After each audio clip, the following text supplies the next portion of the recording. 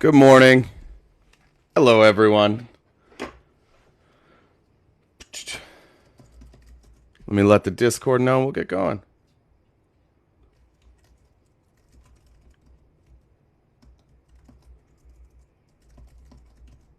We're good. Good morning, good morning, good morning, good morning, good morning, good morning, good morning. We're going to maybe make some people mad today. We'll find out how it goes. Hopefully, you're not here to talk about Israel-Palestine. I'm not an expert on that, so we won't be talking about that. I'm going to throw on the old reading spectacles for a second because I got some reading to do. Good morning, Simba. Good morning, Yukon Charlie. Good afternoon to Nick Magoo, wherever you are, however you are listening. Thanks for making us part of your day. I stole that from a man named Colin Cowherd. Oh, somebody beat me to it on the Discord. Thanks, Parker. An immediate W. I show up and get a W. I appreciate it. Big Dan, good morning. All right, here's what I want to talk about today. Protect the children. Keep them away from MAGA. And that's rude. And that's going to offend some people. And I'm going to explain why I'm being rude and offensive today. We're going to go back to Tim Ballard. I don't feel like we've actually discussed this enough. If any of you remember when Sound of Freedom came out, if any of you were part of this stream when that came out, I was very, very weary of Sound of Freedom. I promised some Republicans I would watch it and I would give an honest review. And my honest review of the movie was like, it was okay, little cheesy, seemed over the top, but it was just weird. It was just, and there's always been something weird about Tim Ballard. Well, now we're finding out a lot about Tim Ballard, and we're finding out a lot about how easy it is to dupe MAGA. It's extremely easy to dupe MAGA. Even to this day, if you go to the local newspapers in Utah, if you go to their website and you read the comment section from any article discussing Tim Ballard, it's going to be overwhelmingly pro Tim Ballard. Everybody will be labeled as a liar. Everybody will be labeled as a hater. Everybody will be labeled as somebody who doesn't care about children. Did you get your vaccine? I did. Lots of them. So here's what we need to know. So 5 women accusing him of sexual misconduct. Excuse me. We talked yesterday about the ketamine treatments. How Tim Ballard would get ketamine treatments, and then he would speak to a former Mormon prophet, or I guess it wasn't a Mormon prophet, a former prophet from the Book of Mormon named Nephi, and Nephi would let him know what to do. Now, here's where we find out what Nephi told him to do. This is a story from a one of the victims. This is, I believe, in the indictment. This is a story from one of the women. So what would happen is Tim Ballard would recruit women and he would send them on like these training missions. They would practice. And this training mission just happened to take place at a strip club in Salt Lake City. By the way, Mormons morally opposed to strip club, morally opposed to nudity in general, which is why there's such a problem in Utah with porn addiction, because it's so frowned upon that people become addicted to it. And this will go to show you what happens when you live in this world and your belief system is just that, right? It's just beliefs. It's just faith. It's just stuff you feel in your heart, and you get to believe that, and you get to base your entire belief system on that. You get to base your approval of people on that. And here's what happens. So keep in mind, if you are former Mormon, if you're not Mormon, or just any of you, if any of you, imagine this. Imagine for any of you married women out there, you tell your husband, I'm joining this organization. We're going to help fight against, we're going to fight against sex trafficking. They're like, great, that's terrific. What are you going to do? And you say, well, I'm going to go to a training operation today. And then they say, cool, what are you doing? And you say, well, I can't tell. It's top secret. Interesting how for the women it was secret. It was secretive with the women. They weren't allowed to tell anybody what they did in their training sessions, and I'm going to tell you what happened in the training session. This is the woman's account from inside the strip club with Tim Ballard. There's a curtain. They're in a back room. There's a curtain, and a woman opened it, and they opened it and asked if we want someone to come dance for us.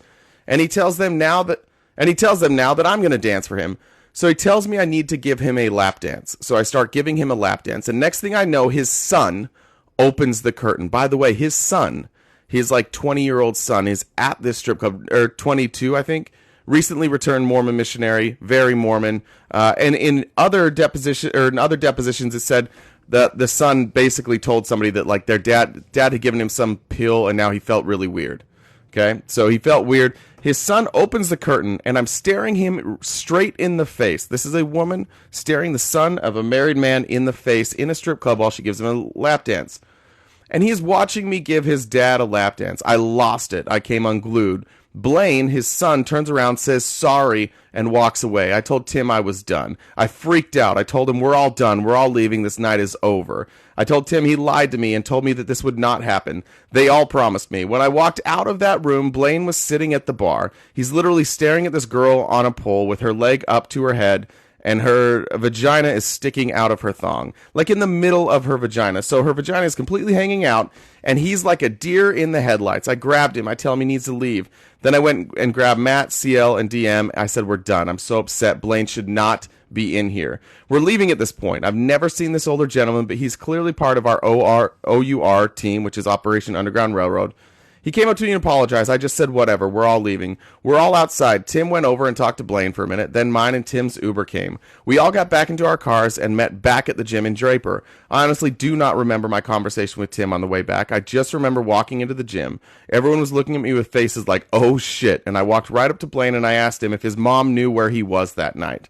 And he said, she knows I'm here with my dad. And I said, so what does she think you're doing? And he said, well, she thinks I'm just helping with training. Does she know you were going to strip clubs? And he said, no. And I said, would she be okay with you going to strip clubs? And he said, no. Earlier that night, when he was at my house helping with the phones, he had told me that he had a girlfriend and that she had waited for him while he was on his mission. And I said, how do you think your girlfriend would feel with you being here? And he said, not okay. And I said, then there's your answer. You should not have been here tonight. Just Tim Ballard tricking women into giving him lap dances, based on the lie that they were going to go protect children. Right? This is what happens to the right.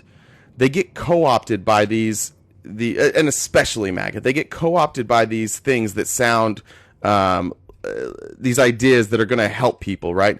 And they're always like these magnificent ideas. It's never like, we're gonna start a charity and we're gonna fundraise and we're gonna help the local school. No, it's always something big. It's always something magical. It's always something that's good versus evil. That's always what it is.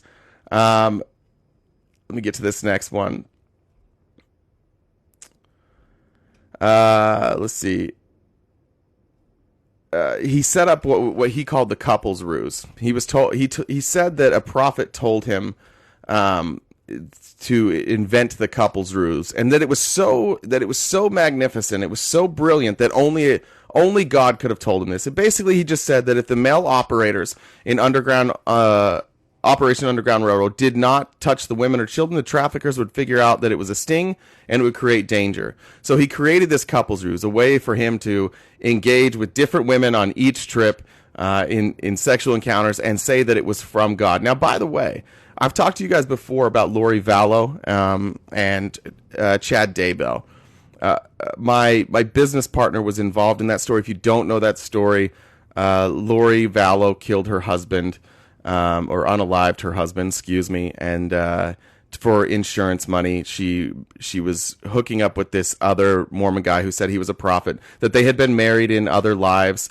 And that's why they could be married now. She wound up unaliving her own children. She tried to unalive my friend, and now she is in jail for life. But one of the things that they did is they talked about previous lives, previous marriages, and all of this was a prophecy from God. They used the same story Tim Ballard did. There's a story in the Book of Mormon about a prophet named Nephi, and Nephi winds up beheading somebody for these plates, these brass plates where the records were kept. So there was this record, like they were basically scriptures, and he had to unalive this man, steal the plates so they could flee to America, and that was justified because the Lord needed that record to be kept. This is how you get duped, MAGA. This is how you get duped, and this is why your heroes keep going down, because the heroes know that all they have to do is convince you this is good versus evil, and that you'll do whatever they say. And it doesn't anything that comes their way, any sort of accusation, any sort of legal trouble, anything that comes their way, they will say is just haters, right? Or it's just evil coming after them. And if they wind up getting convicted of this evil, then what they do is they say, well, sometimes the Lord needs you to do difficult things. Protect your children. Keep them away from religion and keep them away from MAGA. You have to protect your children from these people. By the way, well, actually, I'll skip that one because I don't know how much of that I can say. I think that was it. This was the last one, I think. All right. Ballard would use spiritual manipulation to coerce the women into sexual contact. Almost all of the women involved are or were Mormon.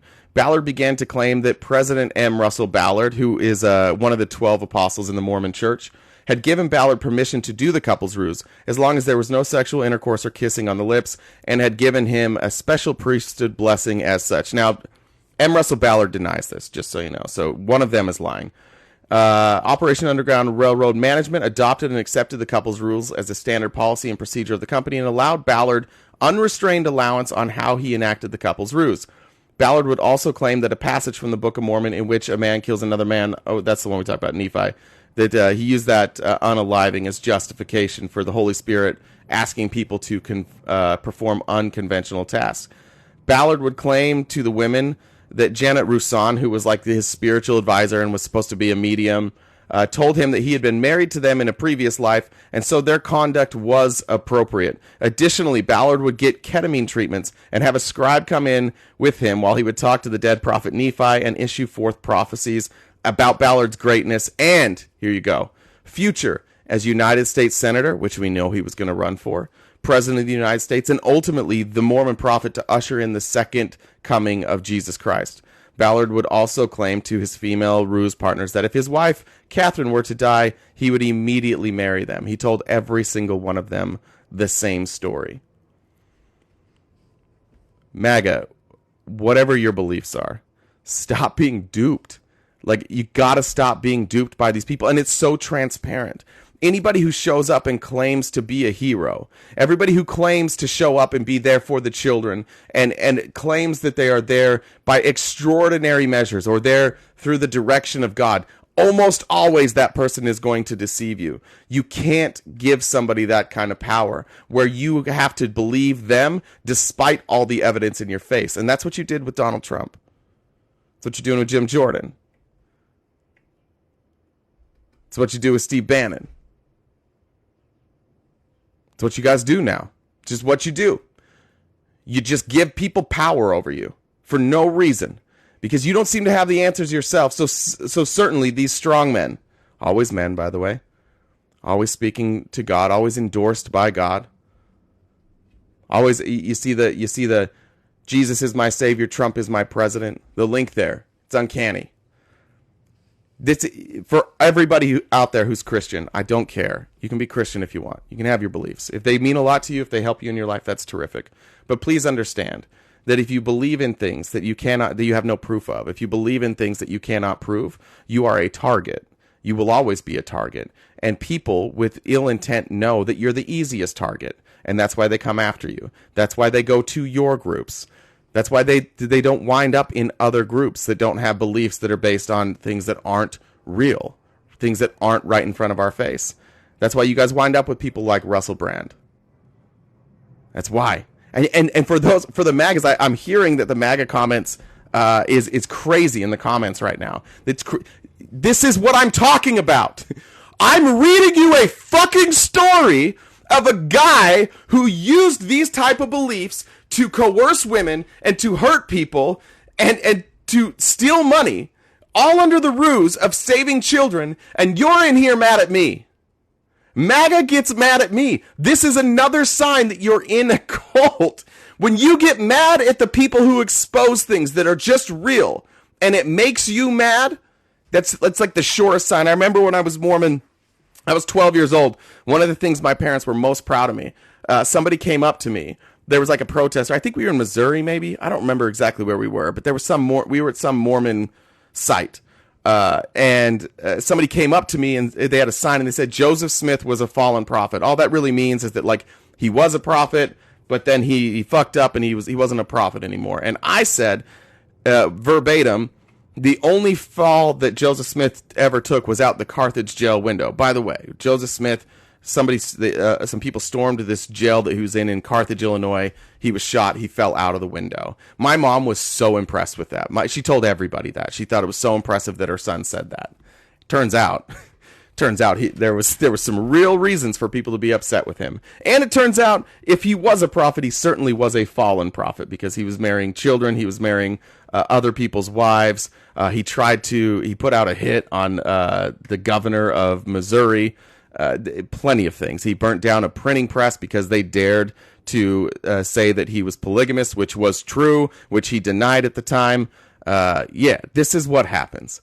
This is what happens. And again, the comments there, Biden is smelling kids. I'm talking about right-wing heroes legitimately assaulting people, and you guys want to talk about Joe Biden.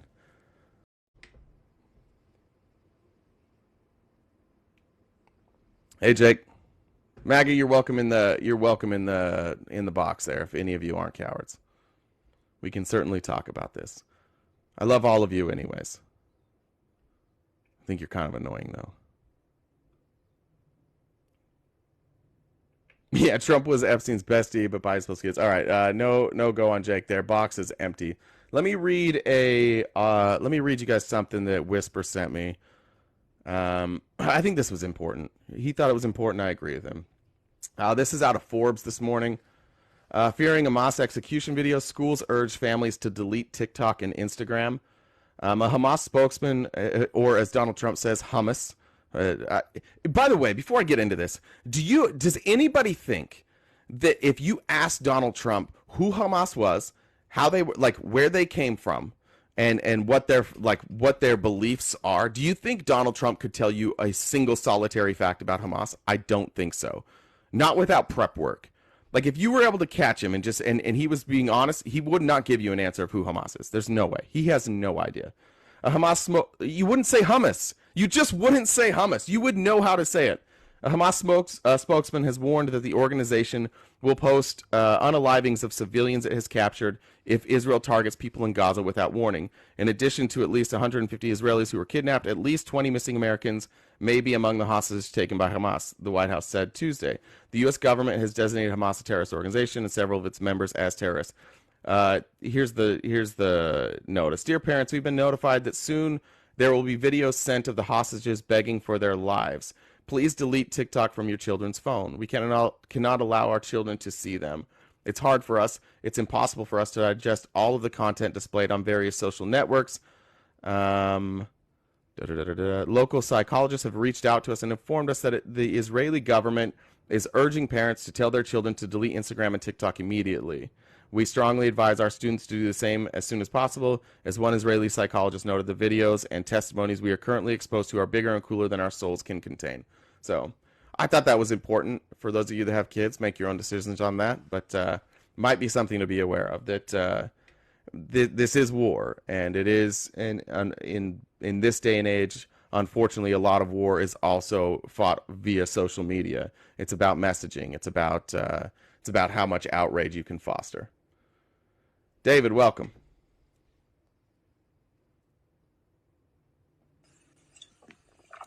Hey, David. Hey, how's it going? Good, man. How are you? I'm good. How are you? Wonderful. What does Joseph Smith and the Mormon Church have to do with Donald Trump, as you're putting it? I wasn't really talking about Joseph Smith and Donald Trump. I was talking about Tim Ballard, and then Joseph Smith. So Tim Ballard is a Mormon, good friend of Donald Trump, somebody that Donald Trump really liked a lot, and somebody who basically all of MAGA showed up on my stream almost daily to tell me how great Tim Ballard was. Yeah, and Joe Biden do you know what Tim Ballard did? A lot of bad things. Yeah, a lot of bad things. Like what? I don't follow the Mormon Church that well. This isn't about the Mormon Church. They're not reporting this. This is just regular news, right? Yeah. What were you about to tell me about Joe Biden? I mean, if you're comparing evil to evil, I mean, Joe Biden aligned himself with segregationists while he was in the Senate, and No, that's a he fact. didn't. No, he Yes, he didn't. did. Who? Oh, damn it. Now you're going to fact check me on that. Yeah, imagine that. All I did was a Google search on that one, but okay. Yeah, do you want me to tell you about that? Because this Robert Byrd is who you're talking about, right? No, not Bird, not Bird, not Bird. There were Not Byrd. several. Are you talking about busing? Is that what you're talking about? No. When he was in the early days of the Senate, Bird was just one of the ones they used as a. But why are you at the keep MAGA or keep children away from MAGA? What is define MAGA for me? What is your definition of MAGA? Anybody who puts on the MAGA apparel, anybody who's wearing MAGA apparel, who says MAGA, who basically like sworn their loyalty to Donald Trump. It's not swearing loyalty to the man. It's. Do you know what Trump even stands for? Do you know what Trump stands for? Yes. What? Making. All right. The term MAGA has been used by other presidents, but I'm not going to go there. It's also been used by many racist organizations previous to Donald Trump. Okay, I'm sure you could tie a lot of speech. Okay, but away from that, Trump was an anomaly, like a big middle. No, finger. I didn't ask you for the story of Donald Trump. I said, what does he stand for? And you're stumbling. Like, what does he stand for? He stands for the country. What does that mean? No, that doesn't mean anything. Tell me what what are his values? What are his values? Because I sure as shit don't think he stands for me. He wouldn't stand for me because I say bad things about him, right? There's no way Donald Trump would stand for me. Every other country in Wait, hold on. Just respond to what I'm saying. He wouldn't stand for me, right? He wouldn't like me at all. Well, right? every side has a side. Okay, so he doesn't stand for the country then, right? He just stands for the people who like him, right? I mean, you're part of the country, so. But yeah. Would he stand up for me, or if he heard the things I said about him, would he immediately vitriolically attack? He'd probably vitriol attack, but I mean, that's Donald Trump. Do you think he would smear me? Would you smear him? I don't think I've ever smeared Donald Trump. I don't think I've ever said anything about Donald Trump that wasn't true. And I'm sure he probably wouldn't say anything about you that wasn't true. Well, he has a history of lying about people. So does every politician. Well, but Donald Trump does, and we're talking about Donald Trump. So I don't remember any other politician that a lot of politicians ran against Ted Cruz a lot. Did any of them besides Donald Trump accuse Ted Cruz's father of assassinating JFK? Assassinating JFK. Oh, wow. Did you know that he accused Ted Cruz's father of being part of the assassination of JFK? Yep. Yeah. Can you think of another politician who did that? Okay, so maybe he lies differently than other politicians, right? Okay. Did the left not champion Ted Kennedy as a champion for women, but did he not kill a prostitute? I don't know if they did champion him as they did in his eulogy. He's a champion of women? Yeah, and he killed a hooker. Well, that was a car crash, right? I'm not sure on that. What are the details on that? I think you probably should be careful with that, David, because I don't think that was proven. I just don't want you to get a strike. Well, I'm not trying to stifle your speech. I'm just saying that. That was 99% proven, but yeah, it was the Kennedys. They hide things well. How come when I bring up stuff about Trump, your immediate reaction is to talk about a man who's been gone for a long time? Why can't you just address it? Why can't you just address the stuff about Trump? Okay, what do you want addressed about Trump? Well, how about the fact that he lies all the time? Okay, name me one politician that doesn't. That's their job. Tell me a lie that Mitt Romney has told. Mitt Romney. I'll give you an easier one. Give me a lie, and by the way, some of these people have lies. I'm just saying, like, give me a lie that Obama told. That Obama told. Mm-hmm. You seriously want to go there? Seems like an easy one, right? You seriously want? I would, yeah, I seriously do. So just give me an example. Okay, Obama. Let's see. Okay, we'll take his signature piece of legislation. You're going to say that, yeah. You're going to say that you can keep your doctor, right? Yeah. I Yeah, mean, is that so? that was Let a me ask complete you a load of question. bullshit. Let me ask you a question. Who pushed through with the ACA? The or Nancy Pelosi. Congress and the Senate, right? Yeah. Okay, and who negotiated? Um, who negotiated? Was it Republicans and Democrats negotiating together? To get the votes, yes. Yeah. So if Barack Obama makes a campaign promise and he can't deliver that promise because the Senate and Congress won't bring that bill for him to sign, is that a lie, or was he just maybe over promising something that he couldn't deliver on? He overpromised on something he couldn't deliver on. Okay, do you see how that's different than maybe the thing I brought up about Trump, where I said like he said that Ted Cruz's dad was part of the assassination of JFK? See how that's like it's pretty different, right? Yeah, Yeah. How but about when Donald Trump was speaking when he got inaugurated, and he told everybody that as soon as he started speaking, the clouds went away, the rain stopped, and the sun came out. And when you watch it, none of that happened. It was still raining. okay. Why would you lie about that? This is nothing new with this man. We knew this before we elected him. We elected him for his So principles. why did you elect him? Because you couldn't tell me what his values were, and Because you're he, admitting now he's a liar. So what did you no, elect him for? we, I mean, he was on television for years. Okay, we knew he's an asshole. I mean, you knew And a he liar, ain't a right? liar, but he lights you guys on fire, and that's the point we love about him. So what? But you said he stood. You liked what he stood for, but you still haven't told me what he stood for. He You said the stands. country. That didn't make a lot of sense, right? Why does that not make sense? Because he wants to Well, put because he doesn't America stand ahead for of the every other country. he doesn't have views that represent the majority of the country. The majority of the country does not support him. He doesn't. He takes a minority position on a lot of views, so he doesn't represent the country, and he doesn't. His you can't have your values be the country. It Like, doesn't even like the country isn't a value. It's just it's a noun, really, right? But so what values does he stand for? What are the things that when you wake up in the morning? Because I'll be honest with you, David. Most people, what they like about Donald Trump is that he's really mean, and you mentioned it just a second ago that he makes liberals mad. I think that's what you guys like about him, and I think you like it that about him so much that you yeah, but ignore everything else. it's not the making liberals mad. Somebody has to start putting. I mean, you guys have gone unchecked, and people are so afraid to say something that if not Like left what? What are you unchecked, afraid to say? okay, CRT teachings in schools, transgender Could you teachings in explain schools, CRT to me? critical race theory, What does it mean? Yeah, just like shortly, what's critical race theory? trying to teach children that everything that was done to people of color was their fault. So that's not critical race theory at all, right? Okay, then what is your So definition of do you know what critical? critical theory is?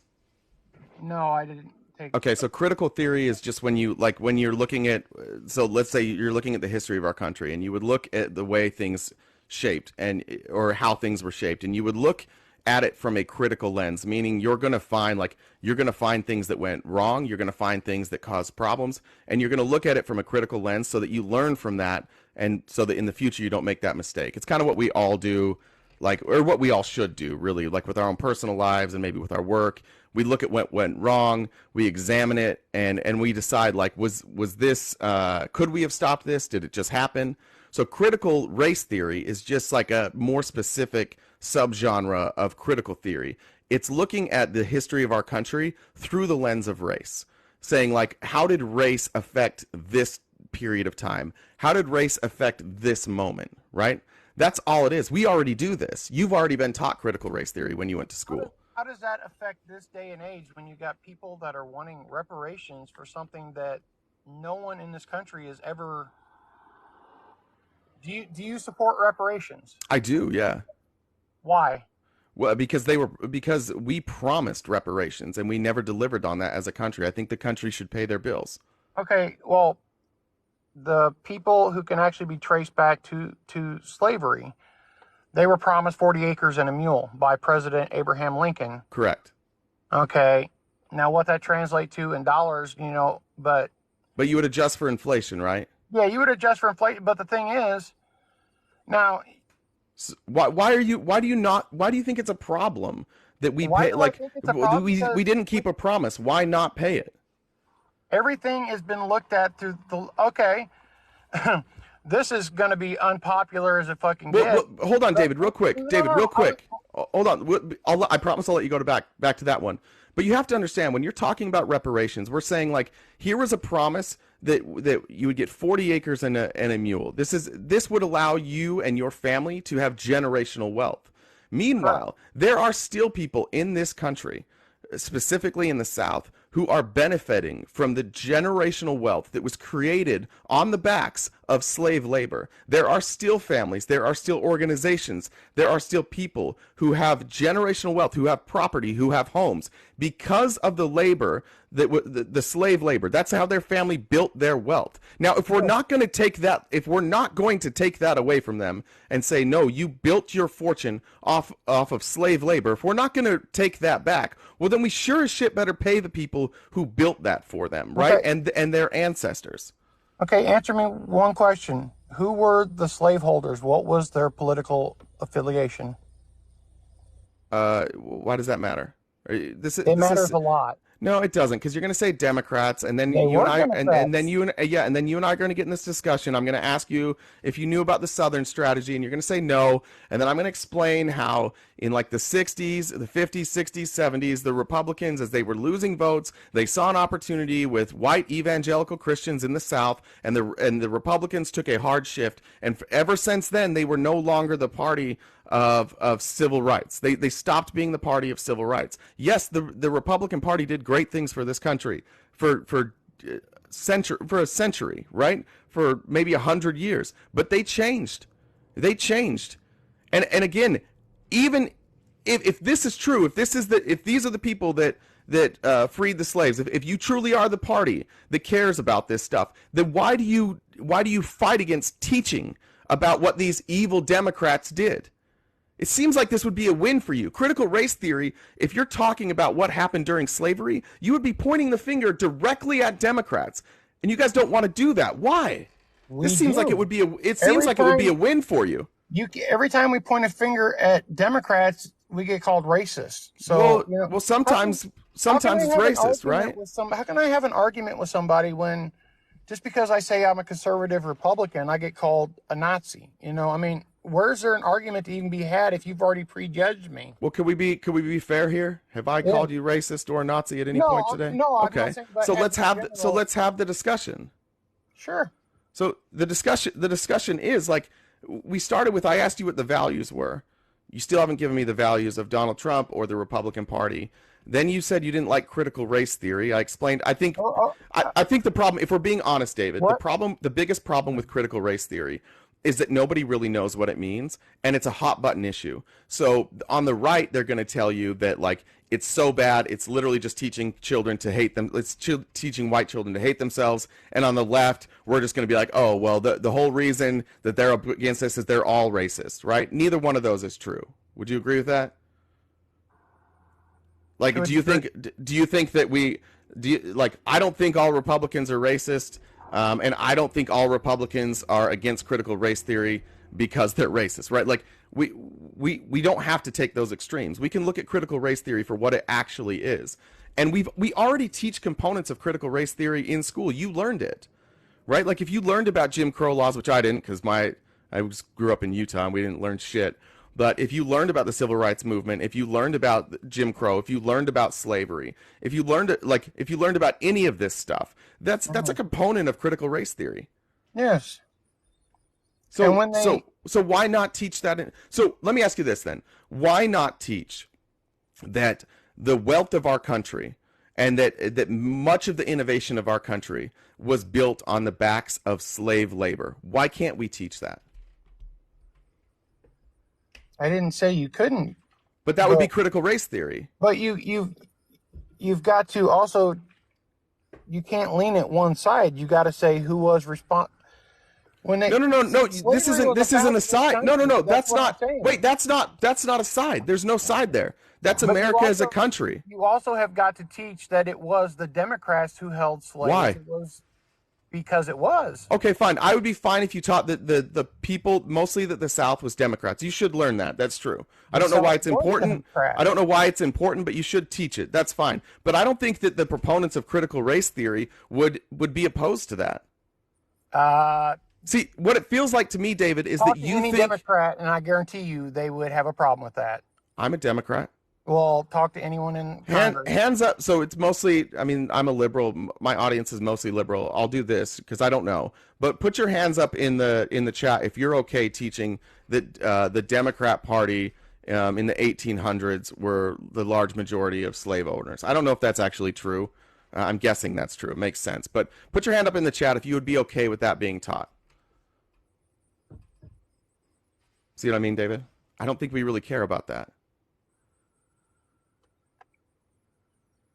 This Well, is the issue that I have, and here's what I think actually happened, David. If you can be a little, if you could be a little open-minded on this, just a hair. And I'm not trying to attack you at all. So I hope you I understand get it. that. I get it.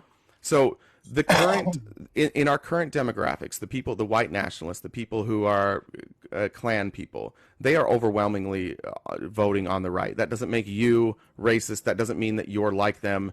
I'm not trying to draw that at all. No, Right? no. I'm So, but it behooves them, and a lot of those people are in power. A lot of those people have a lot of sway within the Republican Party. not. Those are the people. You believe that? Well, yeah, I do. Yeah. That's insane. Well, How many? let me explain why. The current like white nationalists. What are do you know? Like you're not a white nationalist, obviously, so you may not be familiar with their belief system. Do you know any of kind of what white nationalists believe in? Their teachings now? No, because I don't follow them. Okay, let me just tell you like some of what they would really, really care about right now. What guys like Nick Fuentes, who's probably the most like prolific white nationalist, the things he talks about, and you tell me like which party you think he would fit in with most likely. He's very, very anti-trans, anti-LGBTQ. He's opposed to teaching CRT. He believes that like Jewish people are running everything, that there's like this cabal of evil Jewish people who run Hollywood and who run these underground like trafficking rings. If you had to guess which party he voted for, who would you guess? And again, he's the most influential white nationalist. He's a fucking moron. Well, he was invited by Donald Trump in 2022 to dinner. And he was very excited about going to dinner with Donald Trump and Kanye West. So again, that doesn't make you a racist. That doesn't make people who vote for him that just says that the racist, the people who are racist, they do vote Republican. Again, that it's not guilty by association. I hope I'm making that clear. I'm not making an accusation against you, David.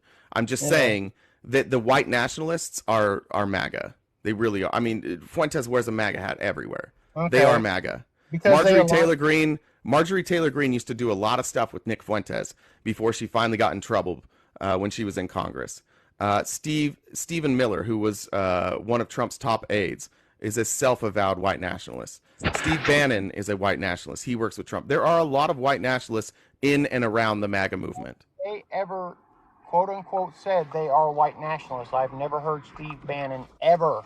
Steve Bannon is much more careful about saying I am a white nationalist. I believe he has gone as far as saying Christian nationalist. I could be wrong on that, but his views are almost identical to white nationalist views.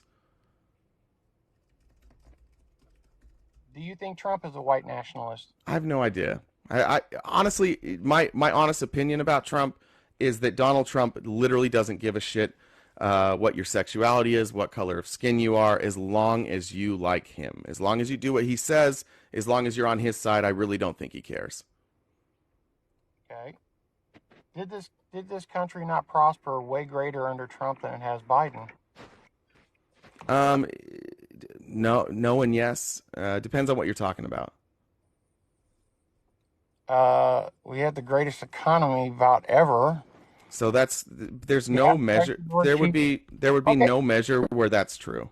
Okay. Let's roll back to what you were saying. Okay, like the whole white national thing. How many times did Trump denounce all them groups when he was president? I lost count on how many. Almost, yeah. The weird thing about how he denounced them, I agree with you that he kind of softly denounced them. So one example was David Duke, who was the Klan leader. There were, previous to Trump running for president, there were tons, I don't know, like 20 to 30 quotes of Donald Trump talking about David Duke. Not in a nice light, right? Then Donald Trump became the nominee and realized that he needed the white nationalist vote. It is important for Republicans to have the white nationalist vote. It helps them. And so Donald Trump then, when he was on stage, when asked about David Duke, said, I don't know anything about him. I don't know anything about him. And then, so on stage, when the biggest audience was watching, he refused to denounce him. And then later, maybe a day or two later in a press conference when almost nobody was watching, then he denounced him. When it came to the Proud Boys, he was asked to denounce them. What did he say? About, towards the Charlottesville thing? No, but the Proud Boys. When he was debating Joe Biden said, "Will you denounce the Proud Boys?" And what did he say? Never had a debate with Biden. What's that? Him and Biden never had the 3 debates. No, it was they debated. I don't believe they had 3 debates, but they debated. And Biden said, "Will you?" This was face to face. Biden said, "Will you denounce the Proud Boys?" Do you know what Trump said? What? He said, "Stand back and stand by." Does that sound like denouncing, or does that sound like, "Hey, stand back for a little bit. Stand by. I'll give you your orders later." Oh, okay. Now, what about in Charlottesville? Now, for you and I would imagine, David, had you been in Charlottesville, or had you been confronted with what happened in Charlottesville, and somebody came to you and they said, "Would you denounce the people marching through the streets with tiki torches chanting 'Jews will not replace us'?" You, David, probably would have said, "Absolutely. That's disgusting. It's disgusting what they did," right? Yeah. But Donald Trump, because he knew politically he couldn't just hammer them, he said there were good people on both sides. Okay. If we want to go off of, like what people said on like the debate. Okay, you remember when? Before we go to that, do you just understand what I'm saying? Like, yeah, I understand. Can we agree that, like, if he did denounce them, it was really soft? It was very tepid. They were not aggressive denunciations, right? He said it quite a few times, and then he had the. But would you agree that, like, if I asked you to denounce white nationalists, that you wouldn't really waffle? You'd probably just be like, "Yeah, I denounce them." Yeah. Yeah. And so, can we at least agree that wherever we think Trump lives, in those instances, on the debate stage, on Charlottesville, he was pretty wishy-washy. Like, they weren't denunciations. They were very wishy-washy. Just in those even if you think he denounced him later, that's fine. If you think he meant that, you and I can interpret that however we want. But at least in those instances, I think we can agree those weren't very good. Like, those weren't very good answers, right? Maybe not in the greatest terms at the moment. No. Cool. All right, go to your point. Okay, you remember when Biden was? What was his famous mishap during the election cycle? If you ain't black, or if you vote Republican, you ain't black, something like that. No, he said if you don't vote for me, you're not black. I think it was if you vote for Republican, you're not. Either way, it's basically the same thing, right? Yeah, and that was stupid. Crucified for that. What's that? He wasn't crucified for that. Oh man, he got that was the lead story on basically every news program, right and left. And yeah, like Fee said, he apologized the next day, but he did get a lot of heat for that. I gave him heat for that. I don't think I've ever heard anybody come up and defend that comment either. Well, hell no, nobody's going to defend that. But there's a lot of people to this day, and I appreciate his mouth. I mean, but David, I appreciate you because you seem to be very honest, and you'll denounce the things that Trump said. I'm telling you, you're one of maybe 10% of the people that would denounce what Trump said there.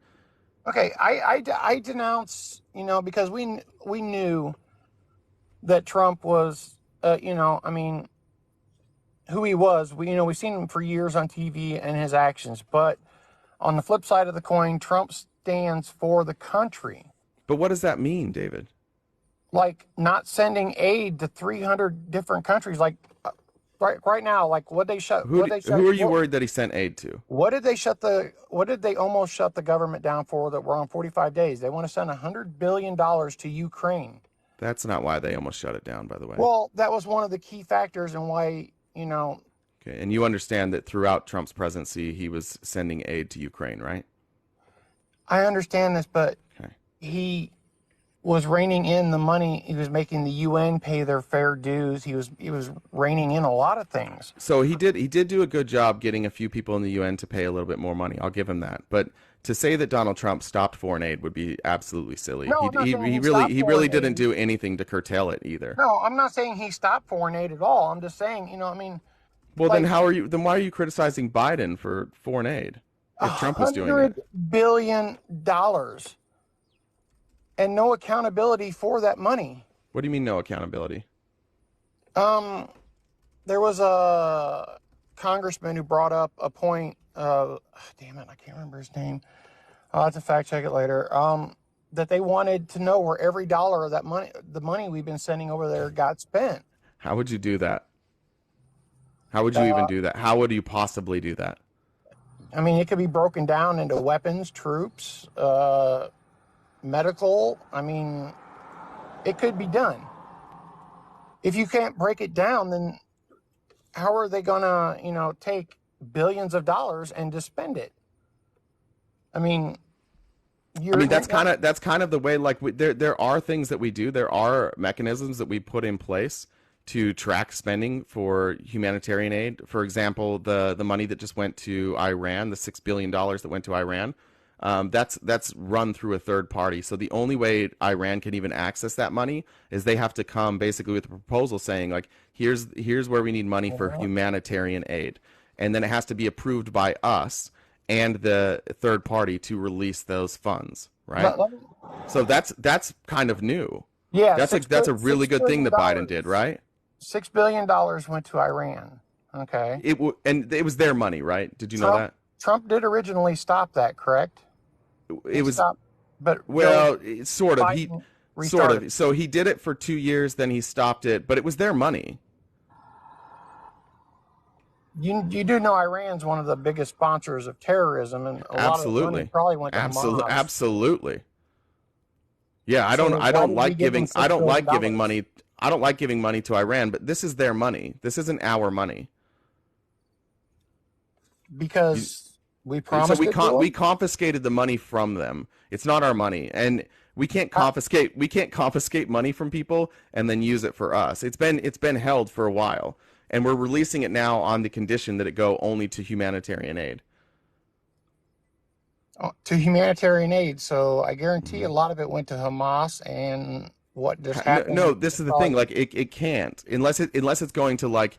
Sure, it could maybe go to Palestine, and we would know if it went to Palestine. I don't know. Somebody could look that up. But again, like there's a mechanism in place. Like, can people misuse money?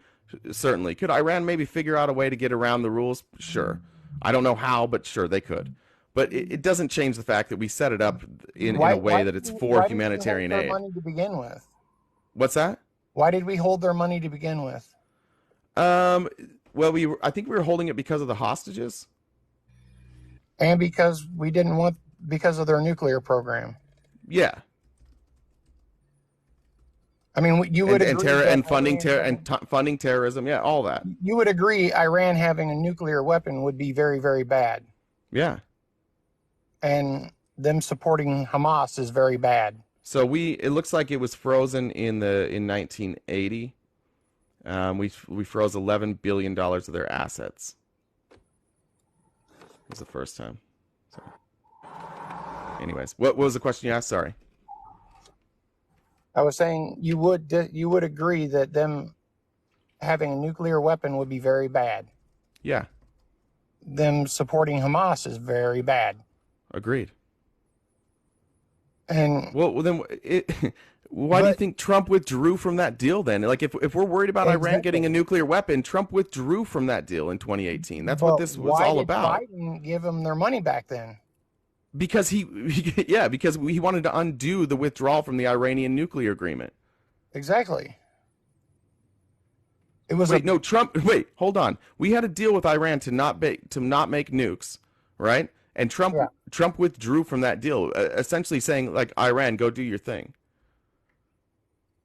Trump objected to giving them pallets of cash. and No, not now having you're any mixing up accountability where now you're mixing up Afghanistan.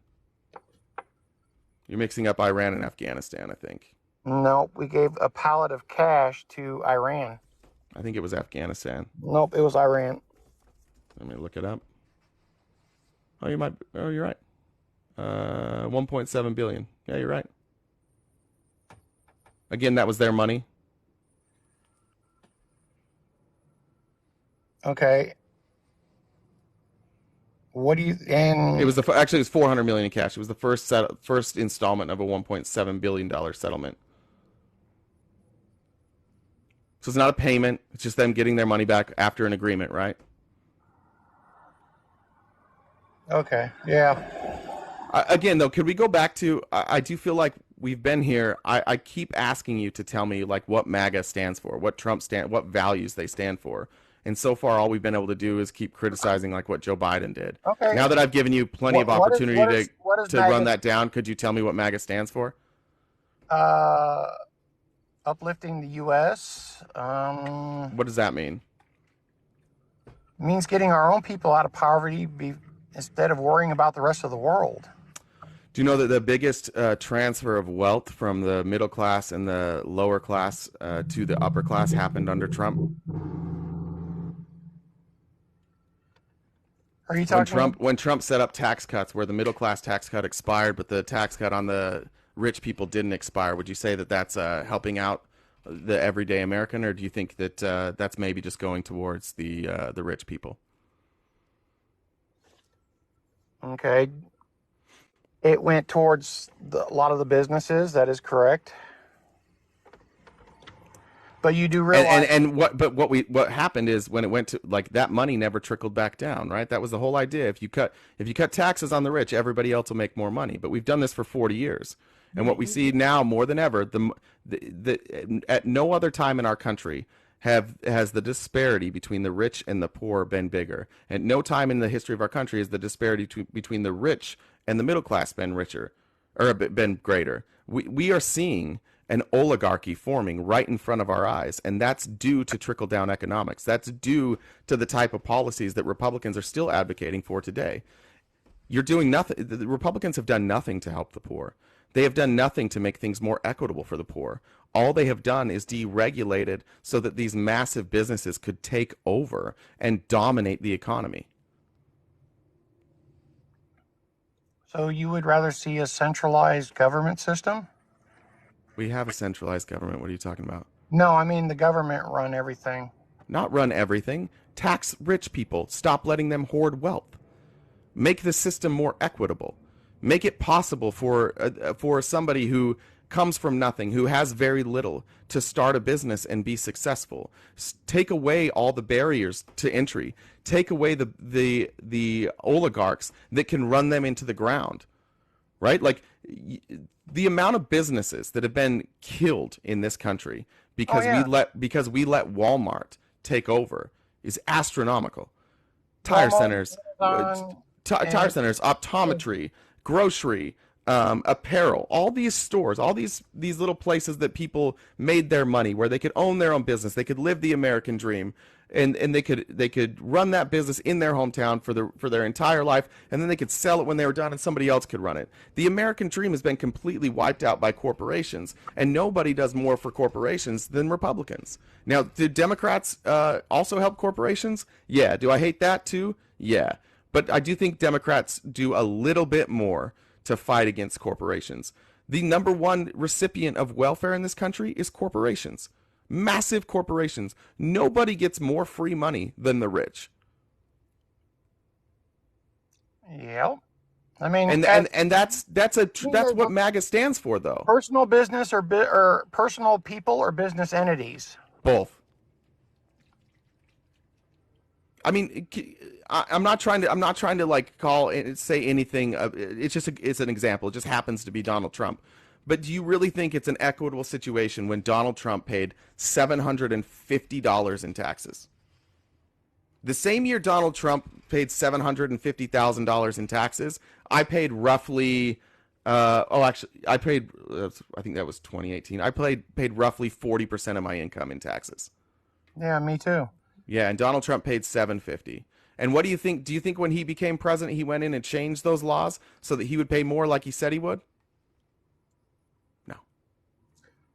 But did he not also say that he just was taking advantage of the loopholes that was there? At least Yeah, he but was. then he was president and he didn't do anything about those loopholes. That was one of the things that was appealing about Donald Trump in 2016. I think that's what won him the election against Hillary Clinton. He was Is brutally honest. it was like no it was well it turned out he wasn't being honest on what he was going to do, but he was honest in exposing the flaws. But what we thought is like, okay, here's this billionaire who's going to show up and he's going to change some of this shit. He's exposed it on national TV and and now he's going to change it. And then he went in and he just kept taking care of himself and his buddies. Okay, but the president himself does not have the power to change the tax code. Correct, but he had full control of the House and the Senate for 2 years, and what did they do? They cut taxes for rich people. They didn't go in and change this. They cut taxes and cut regulation. He immediately, the first thing he did was take care of himself and other rich people. Yeah, but regulation cutting was a great thing. I mean, It turns out it wasn't, because if you see regulation cutting on its surface sounds good because it sounds like have you ever owned your own business? no. Okay, have you worked for like a small medium-sized business? Yes. Okay, so you know then that like sometimes regulation can be really crippling for a medium-sized business. It creates a barrier to entry that can be expensive. It adds additional cost to these businesses. Even things like Obamacare, it's an additional cost. If you have to pay for unemployment insurance, that's an additional cost. Yeah. All these things cripple small businesses. But you know what happens? You know who writes this legislation? The rich people. And they write themselves out of these loopholes. They create loopholes so that they don't have to do this, or they can afford to move their operations to states where they can avoid these issues, or they can run everybody else into the ground so that they can get more business and those margins work for them. It doesn't work for everybody else. Deregulation massively helps the rich at a very disproportionate level. Deregulation may have helped some small businesses. There's no question about that. It absolutely may have. It didn't for me, but like my business was different. Regulation really didn't have anything to do with it. But if we're really talking about what is to be equitable and the future, do you have children, David? No. Okay. I have a child. So the future of my child, the future of this country, if we continue on this path, like just if nothing changed, keep in mind, we still have the Trump tax policy in place right now. If nothing changed, and we, even if we took, let's get rid of Biden. Let's go 2018, the best time during the Trump years. That's when his numbers were at an all-time high. Okay. Had we continued on that trajectory in 20-ish years, we would be a legitimate oligarchy. The rich would own all of the wealth. There would be no middle class. There would be the rich, and we would all work for them, and we would all be poor, and they would make all the decisions. We would all have enough money to maybe buy food and work for them. There would be no vacations. There would be no investments. It would be an oligarchy. Just statistically, if you kept on that trajectory, that's what would have happened. Okay. So we got to do something different, and this is the problem I have with MAGA, is I don't think MAGA stands for anything, and I think if you're being honest with yourself, you know that. You know that when I've asked you for specifics of what MAGA stands for, you don't actually know. And it's a cool movement, and it makes people feel good, and it makes people feel like they're in the fight and they're fighting for something, but what is it accomplishing? There's just no...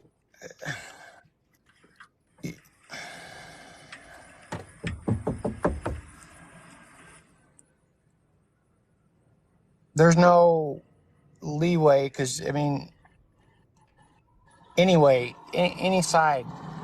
I mean, I'm not going to dissuade you from your political affiliation. You're not going to dissuade me from mine. So I mean, I was a Republican until 2015. In the last year, I've changed my viewpoints on a lot of things. I'm not like a dyed-in-the-wool Democrat. I'm not a huge fan of Joe Biden. I think Joe Biden's fine, but I don't think he's great. There's a lot of stuff Joe Biden does that I don't like. I could tell you what I stand for.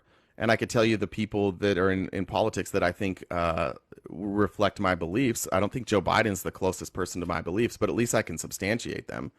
I can tell you what's important to me. What's that? Well, I think an equitable system. I think you have to keep the economy moving. And when we say the economy moving, I mean like you have to keep the money circulating, right? That's how because if the money doesn't circulate, we have to inject more money, and that inflates everything. It makes our dollar less valuable. It means that people can buy less. Now that doesn't hurt rich people because they already have more money than they could ever spend. Doesn't hurt them at all. But it hurts the middle class people who were able to save a little bit and now they're paycheck to paycheck. And it hurts poor people because poor people now can't afford just to live. Right? So money has to keep circulating. In order for money to keep circulating without us having to pump money into the economy, we have to take it from the top where it has stopped. It's not circulating at the top anymore. It's being hoarded. We have to create a system that keeps that money moving. Does that mean that there won't be rich people? No. There can still be rich people. You can still be a person who works 80 hours a week. You can still be a person who invents something. You can still be somebody who creates a great business and makes a lot of money. But you have to incentivize that money to stop sitting at the top. It's got to come back down. And even those people at the top who are rich, if they could just look past their own selves for a second, they would realize that if this keeps happening, they themselves are going to no longer have the country that they wanted. They're going to have a bunch of money, and that money won't be worth as much. It's not a good system. So I vote for people who want to do a couple of things. I want to take care of the poorest among us. Every single person should be able to wake up, and if they have a cold or the flu, if they have a fever, if their leg doesn't work, they should be able to go to a doctor right fucking now and pay $0. They should not have to pay a dime. We should have that tomorrow. We should have universal health care for everyone.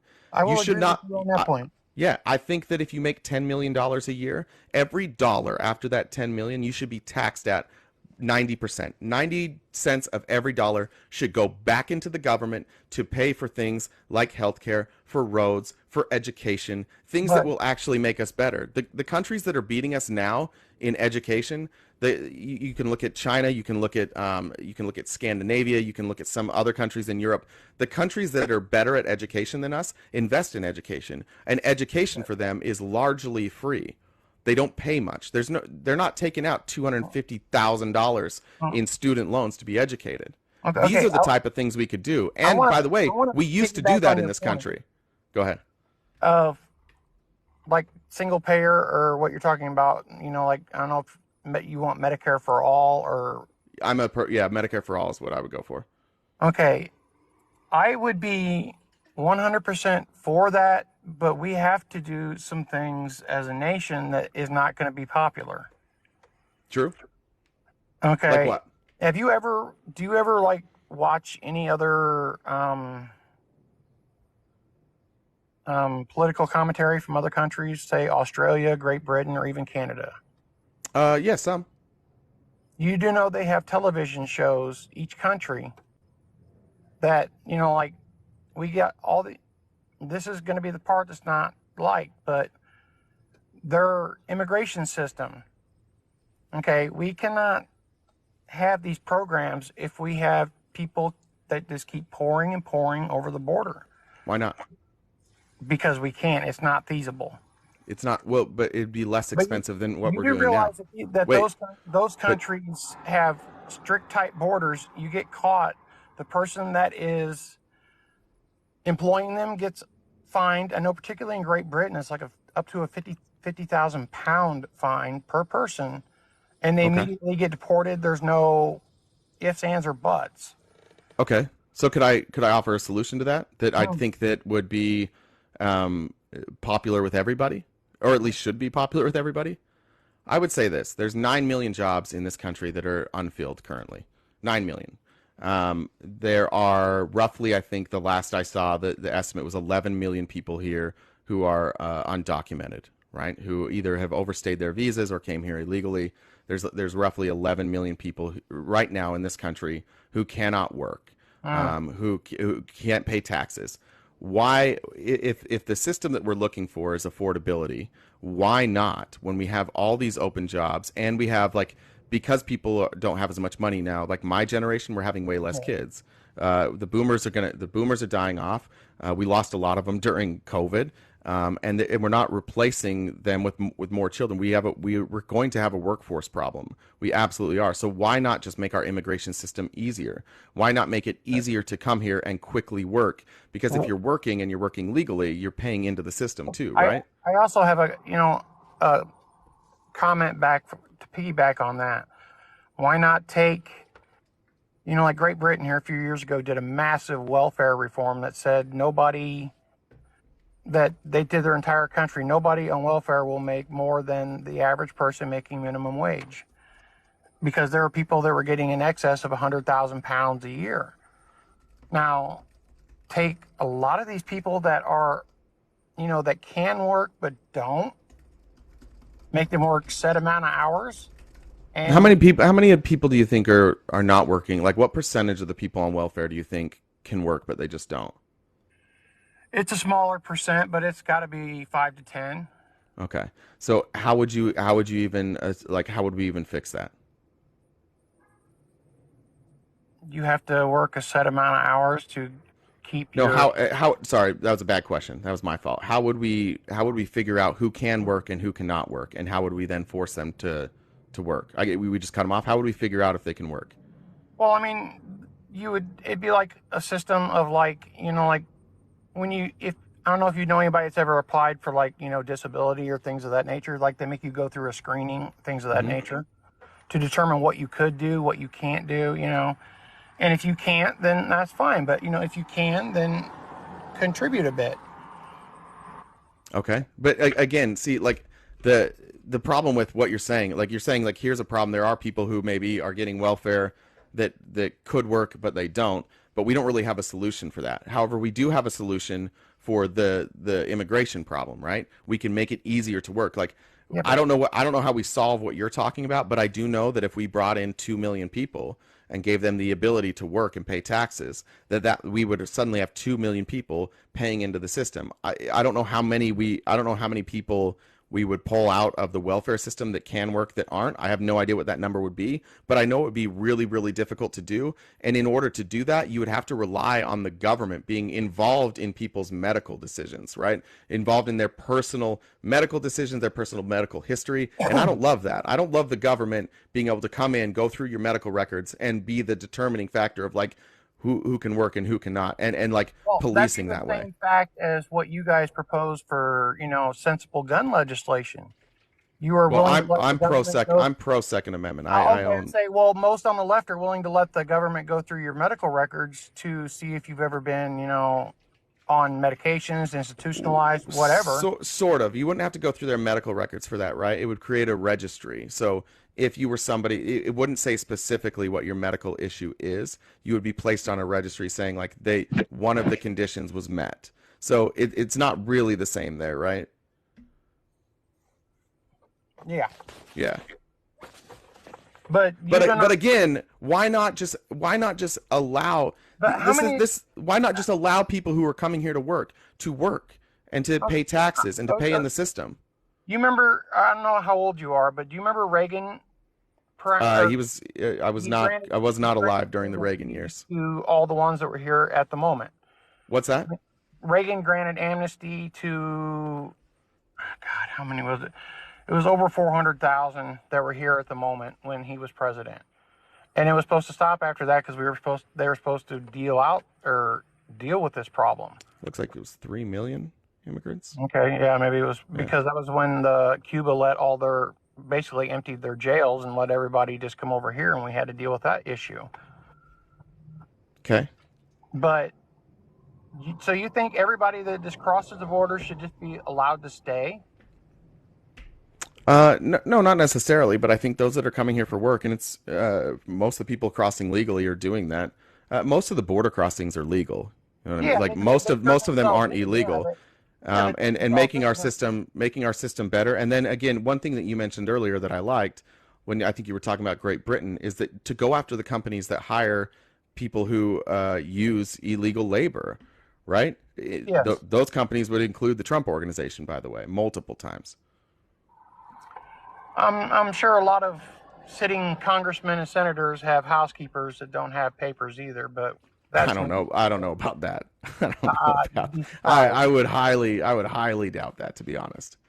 I would really highly doubt that.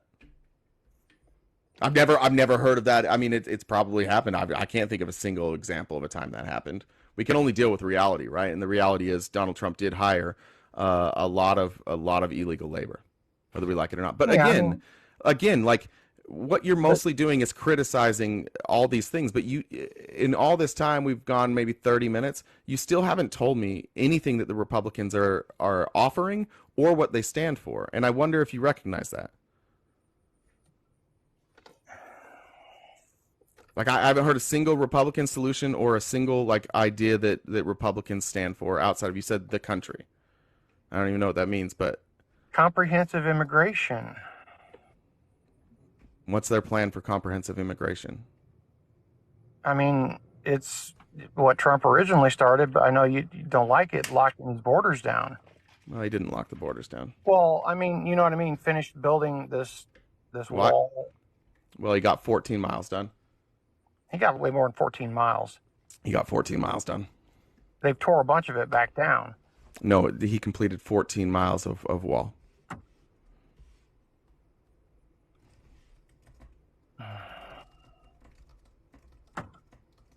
So at that rate, he would have completed the wall in about 100 years.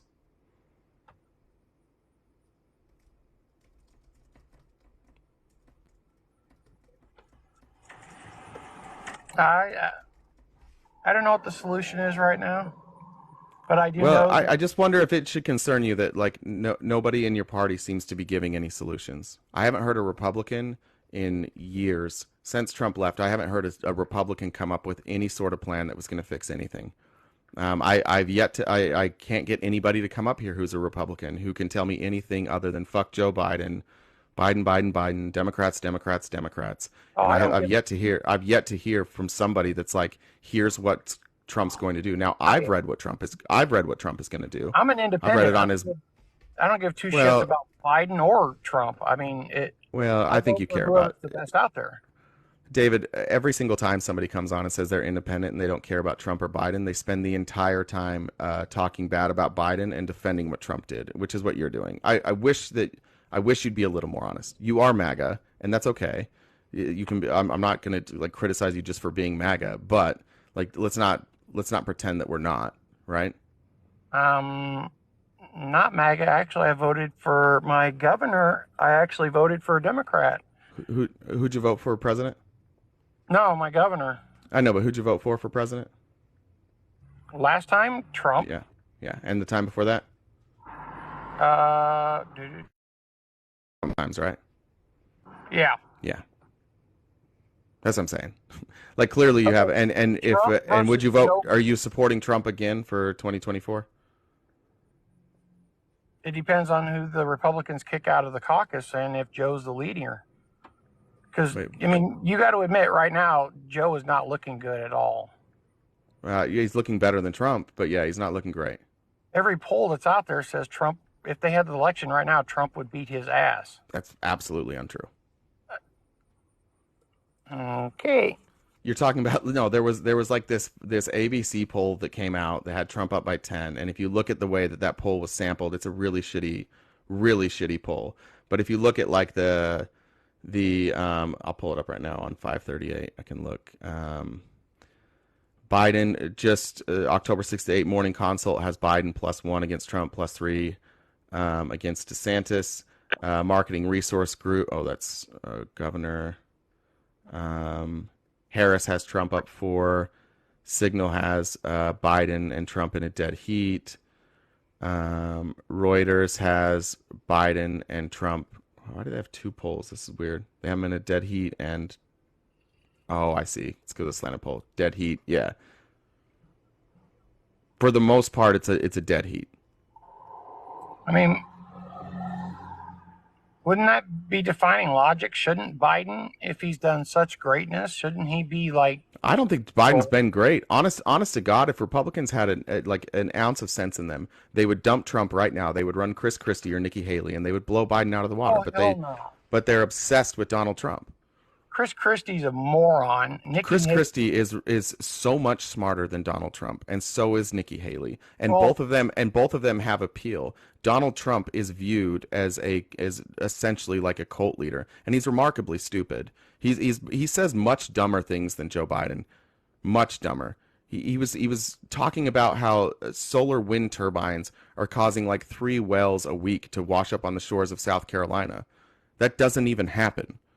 There's not even 3 whales a week that wash up on the shore. It's something like 22 a year, and not one of those has ever been linked to windmills. Like, Donald Trump is actually batshit crazy. You guys just don't know because he speaks confidently. I'm telling you, if you ran somebody that wasn't viewed as a fascist, the Republicans would run away with this. And to tell me that you think Chris Christie's dumb, tell me one reason you think Chris Christie is dumb. they're gonna. Well, I'm just looking at it from because of what he did during. No, you said he was dumb. He's dumb because of what they can attack him on and what they'd hammer him on throughout the election is, during the mask mandates and everything during the lockdown, because he was at a beach and several other places. So That wasn't during the mask mandate. That was long before COVID. That was from, I want to say like H1N1 or something like that.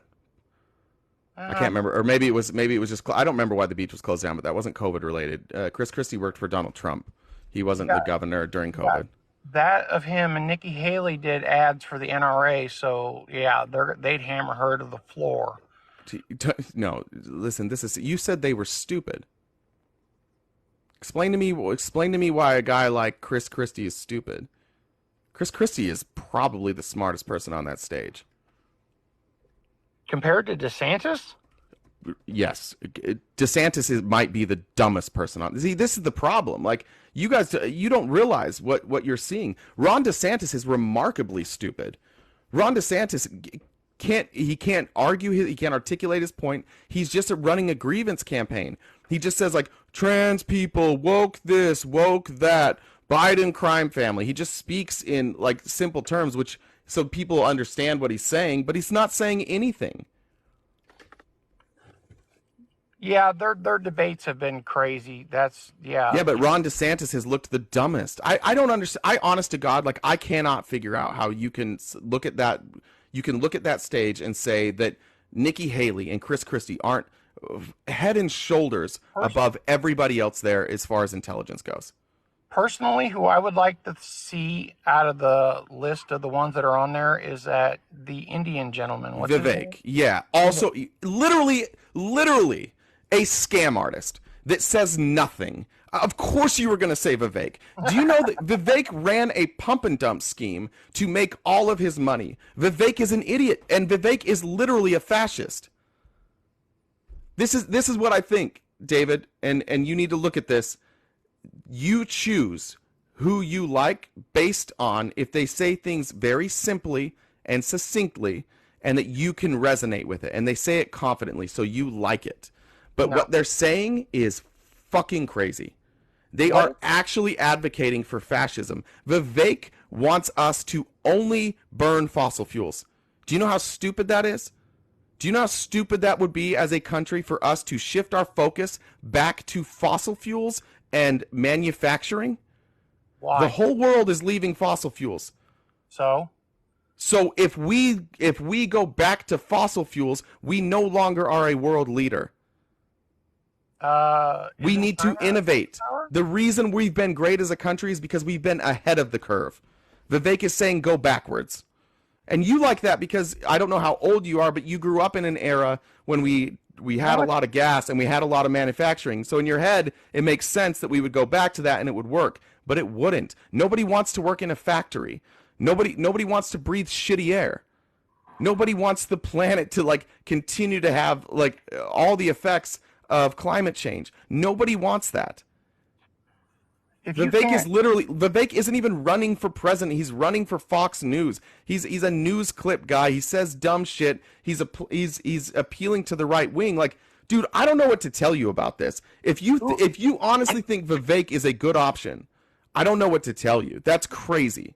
Who would you pick? Out of the Republicans? for the Democrats or the Republicans? Well, there's only really one person running for the Democrats. It's Joe Well, Biden. So it was too, but the DNC threatened him away. who? Robert Kennedy Jr. They didn't threaten him away. Nobody likes him. We all think he's a phony. We think he's a Republican. See, this is like he literally is like an he's like an anti-vaxxer with stupid foreign policy and no real solutions. The reason we don't like RFK is because he hangs out with a bunch of right-wing conspiracy theorists and lies about being a Democrat.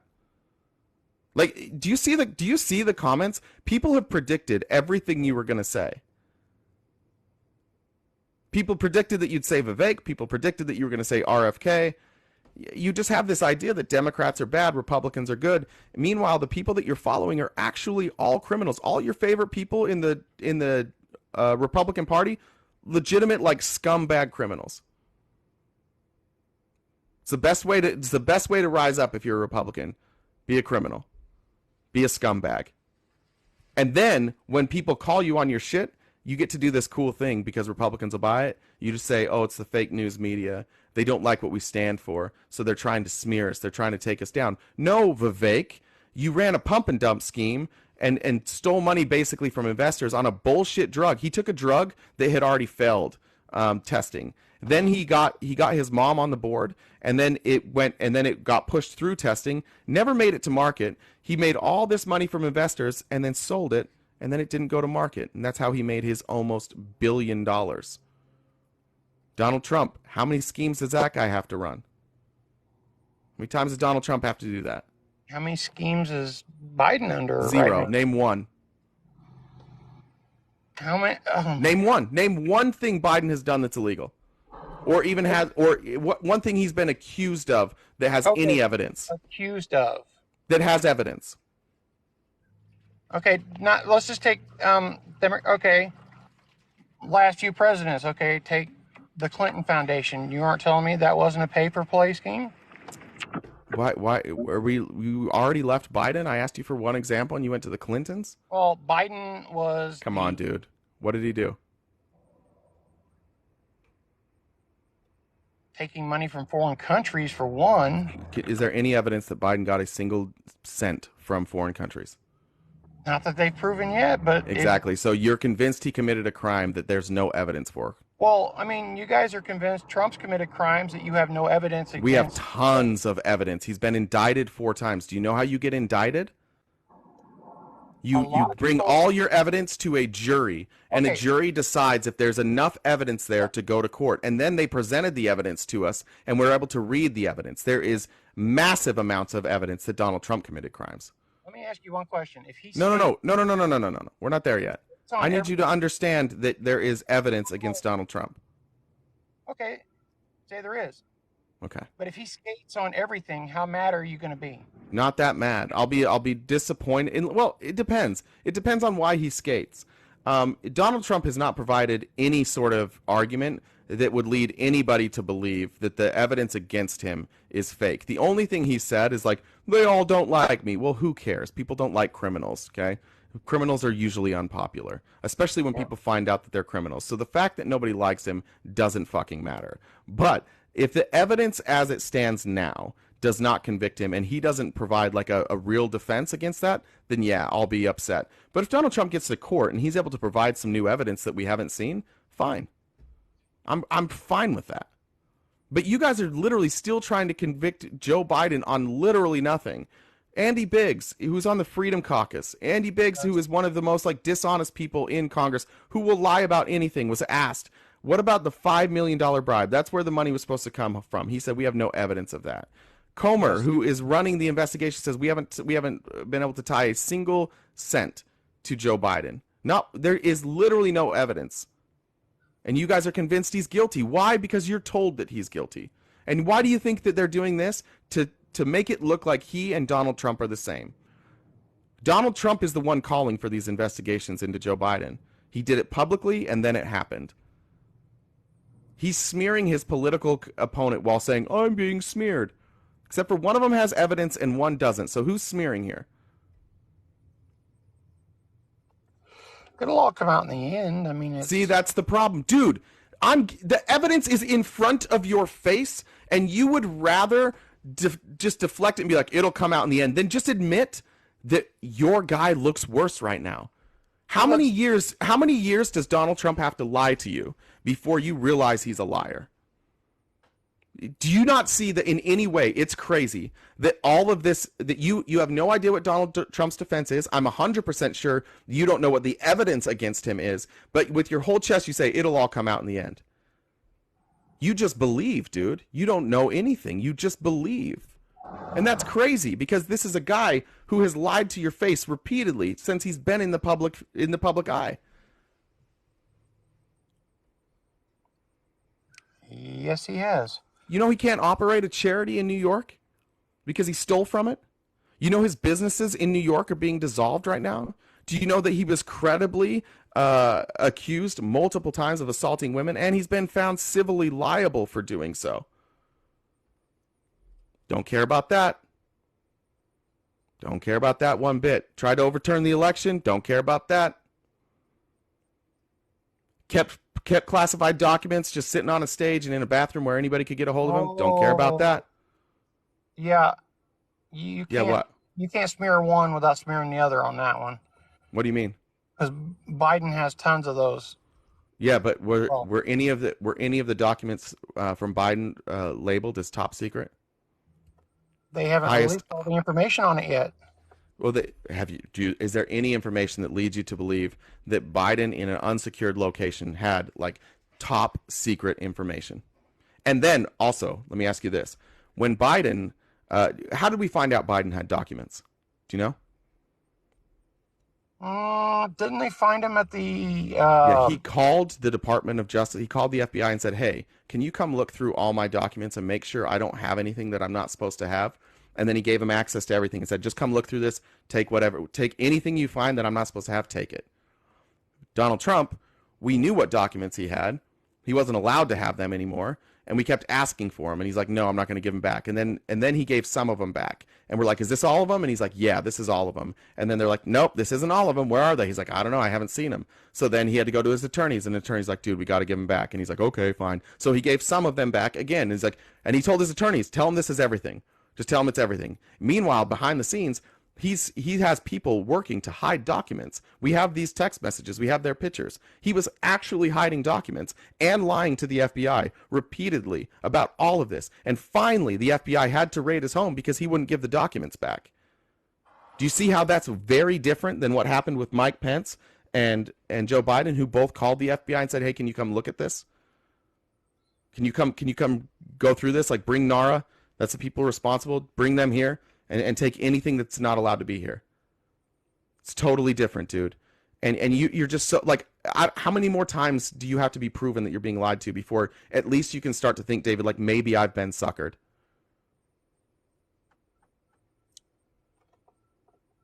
I wish I was sitting in front of my computer, but yeah, you got me on a better argument. I'll give you that. I'm telling you, dude, you're being lied to. And the only reason you believe it is because it's popular probably where you live, or it's popular around the people that you like, or it's popular on the internet, like in the parts of the internet you go to. And it feels like it's real because other people believe it. But every single example we've brought up today hasn't turned out to be real. I've been in an actual cult, David. This is how they operate. This is how my cult operated. They gave me information. They told me that all information that didn't agree with that was anti. That was like, it was fake. And that people had an agenda against me and my group. And so anything we saw that was critical of my group, we were programmed to dismiss it as fake. And we were programmed to listen to the people that we were talking to because we believed we were on the good side. And we believed our leaders were righteous and that they would tell us the truth. And it took a long time, 30 years. I was in it for 30 years. It took me 30 years and a good friend, like literally sitting me down and walking me through some things and being like, to get me out of it. I'm telling you, the fact that you can't identify a single thing that Donald Trump says he's going to do specifically, the fact that everything you've said about Joe Biden turns out to not be true, the fact that all these court cases have evidence against him, that there's nothing against Joe Biden. The fact that we'd agreed that universal health care would solve the solution, that we agreed that rich people are hoarding all the money, and Donald Trump enables all of that. All of this conversation today, in everything that we've said, not once have we not come to a conclusion that, like, either you didn't know or that what Donald Trump and the Republicans were doing was the wrong thing. And we're still going to leave this conversation with you thinking, like, yeah, I'm going to vote for this guy. I would just say this, David, like, have some courage. Have some courage to go start checking into the things that you and all your friends or your family or the people around you believe. Have some courage to, like you did today, to show up, have a conversation with someone, and admit, David, that, like, maybe you don't know. Maybe you're wrong. I'm telling you, you're being duped. Donald Trump is actually stealing from people. He's actually I think he's raised something like 40 or 50 million dollars for his legal defense fund, and then he didn't pay any of his lawyers. He's paid out people from his family. He's paid people from his family for speeches. He's not paying his lawyers. Where's that money going? He loves Steve Bannon. Steve Bannon stole a whole bunch of money from people who wanted to build a wall. Just stole the money. Trump pardoned him. He does not care. I promise he doesn't care about you, and he doesn't have your best interest at heart. Okay. All right, brother. I appreciate you being willing to have a good conversation, though. Come back anytime. Not a problem. Thank you. All right, David. We'll see you. Yep. All right. Let's go. I don't think I've talked to Brando before. Brando, welcome if you're still here. Hello. Hey, how you doing? Good. How are you? I'm good. What's up? Well, I would like to speak about the MAGA. MAGA, Make America Great. Sure. Okay. Well, I think making America great again would be awesome. Agreed. Hell yeah. So why do When was America great? What era would you like to go back to?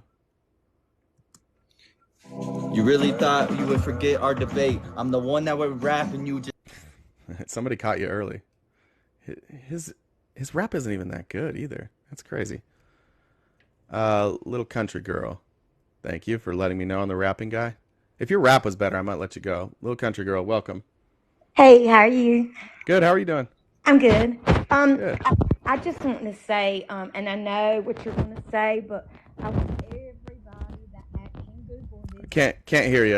It sounds like you moved away from your mic. Okay, so I know people are going to say that I'm wrong on this, but everybody that's listening, I dare Whatever you you to say. Google. Let me ask you real quick. Whatever you say, and you said everybody's going to say that you're wrong. Whatever you say, at the end of this, if we can agree that I have evidence that you're wrong and you don't have evidence that you're right, will you agree to change your mind? Probably not, but Well, then what's the point? not. Then what's the point of this conversation? I mean, like I said probably. But the Wait. but Hold on. Trump built Hold on. No, hold on. 454 miles. Hold on. Sorry. What's the point of having a conversation if you're just coming up here to, like, tell people something, and if you don't have evidence and I have evidence that you're wrong, why wouldn't you just admit that you were wrong? Well, I guess I would have to see your No, evidence. why wouldn't you? No, I'm telling you. Okay, If we reverse it, little country girl, if I Sure. said something and I had no evidence, and that you had evidence that and I had none, I would admit that I was Okay. wrong. I would Okay, just admit it. sure. But you Okay. can't say the same thing? It depends on which it is, yes, sir. Why does it depend? Why does it depend? Why I don't would know. good? I don't know. Do you know what I think it is? Bias. It's pride. No, It's I pride. You wouldn't- don't I want to wouldn't admit do that you were duped. You don't want to admit that No. you were wrong. No, that's not it. Well, then why wouldn't you admit that you're wrong? If and again, I don't even know what you're bringing up. I have no idea. The border wall. If Trump did build 454 miles, I mean, it's on Politico. I mean, there's so many websites that tell that. I mean, could you just Google it again right now, or Sure. anyone in the room Google? Just please Sure. Google how many miles of the wall were built. It really was actually 454. It wasn't. Okay, of a 30-foot wall. So I only have let me see, only had a chance to write down a few. That report, the 463-page report, comes from a campaign report from the Trump administration. That Trump administration doesn't even it doesn't even show like where they're getting that number. Okay, There's so no evidence that's literally just like something that the Trump administration put out, but there's no evidence backing that up. So why would you believe that? because I've always heard that Politico was a good website, and then the U.S. News and World Report. Okay, so let's be clear on what we're saying when we say Trump built a border wall. Let's be very clear. Sure. Number one, a wall. A wall is very specific, right? It's a Yeah. wall. Okay. So would you consider fixing existing barriers or mending fences that were there? Would you consider that building a wall? No, he actually Okay, so put up the a only 30-foot. out of all of the stuff that he did, there were Oh my 450. There were 458 miles that were either repaired or fixed. Out of those 458 miles, only 14 miles of it was a new border wall. You can actually see the 30-foot tall steel. Did you hear what I beam. said? Can you People- respond yeah, to what? yes, Wait, yes, then I've respond heard to what that. I said. What did I say? They've only been. I didn't hear the exact number. Out of the but it's a very 450, low I'll say number. it again. Out of the 458 Yes. miles of border, what are we going to call it? We could call it border You said barriers. some were repaired, but Most it wasn't most of actual that, new most of construction. it was repairs Yes, sir. from dilapidated existing walls. Only 14 miles was new construction of a wall. Mm-hmm. 14 miles. Like I say, on that one, I'll have to look into it more because there's so many Don't you have the there's source so in front of many you? different places. Don't you have the There's so source in many front of you? different What's places wait, that are which source saying, are you reading? Because I'll read the same source as you. okay, go to Politico. Okay. Just What's the headline? So then I can search it by the headline. I mean, I don't know. I don't have it in front of me. I just was writing down where I read it. But all I did is I put in how many miles did Trump build for the border wall? How many miles? That's all I did. And so many article after article after article all said the same thing. They were 450, 454. So that Politico article says in the end, Trump built a mere fraction of what he promised. 452 miles of a wall, most of which replaced old existing fencing, and he never got Mexico to pay for it. That's what the Politico article says. Okay. But his partially replacement. built border wall is a reminder in the end of unfulfilled promises. Well, 14 from my 14 understanding, miles. Biden quit building it. Trump built. It doesn't matter. We're not talking about Joe Biden right now. I mean, You said but Donald. You he said left Donald Trump. office. Stop. You said Donald Trump built 452 miles. Uh-huh. Okay, he didn't. There was repairs done on roughly 452 miles. Only 14 miles was new wall. I don't know if you've been to the southern border. I live on a border. I live on in a border state. I've been to the border regularly. Most of it is not a wall. Most of it is fencing. And most of it has been there long before Trump. And Okay, and so every the single materials are there. every single president that we've had, including Obama, including Biden, including Bush, including Clinton, regularly performed maintenance. The difference is Donald Trump is the only one who took that maintenance and tried to pretend he was doing something different. Every president has done this. They just weren't so crazy that they would come up and brag that they built a new wall. They wouldn't say that fixing, like, routine maintenance was building a wall. But Donald Trump promised something, so he had to lie to you about what he did. Okay, but there was 30-foot walls built though, right? We can agree on that. I don't know. Of that 14 miles, I don't know how much of that was a 30-foot wall. You may be right. Like I say, I still say it's more, but the materials were bought. Why? Nobody else says it's more. There's not a source there's not a single solitary source that exists on the internet that says it's more than 14 miles of new wall. Why would you disagree with that? Because I read 400. Because you want to. No, where did you read that? I just told you in several places. Name one place, because you gave me Politico, and Politico didn't say that. Where's another place you said that? Like I say, all I did is I Googled how many miles of the wall was built. Here's a fun quote. Much of the wall being built at the southern border is a demolition and rebuilding of old and worthless barriers with brand new wall and footings. Okay. Problem is, the haters say that it is not a new wall, but rather a renovation. Wrong, and we must build where most needed. How come he's saying that he replaced worthless barriers with a new wall? Why is he saying wall if it's fencing? Like I said, I've seen the 30-foot walls. Why People is he have actually saying? fallen. Okay, this is crazy. This is crazy. Yeah. Most of the wall is fence. I've been down there. Why is he saying wall, do you think? And I know. Why is he saying wall? Jesus, answer the questions. I guess he's talking about the 14 miles of the wall he built. I Well, don't he know. said he thinks it's close to 115.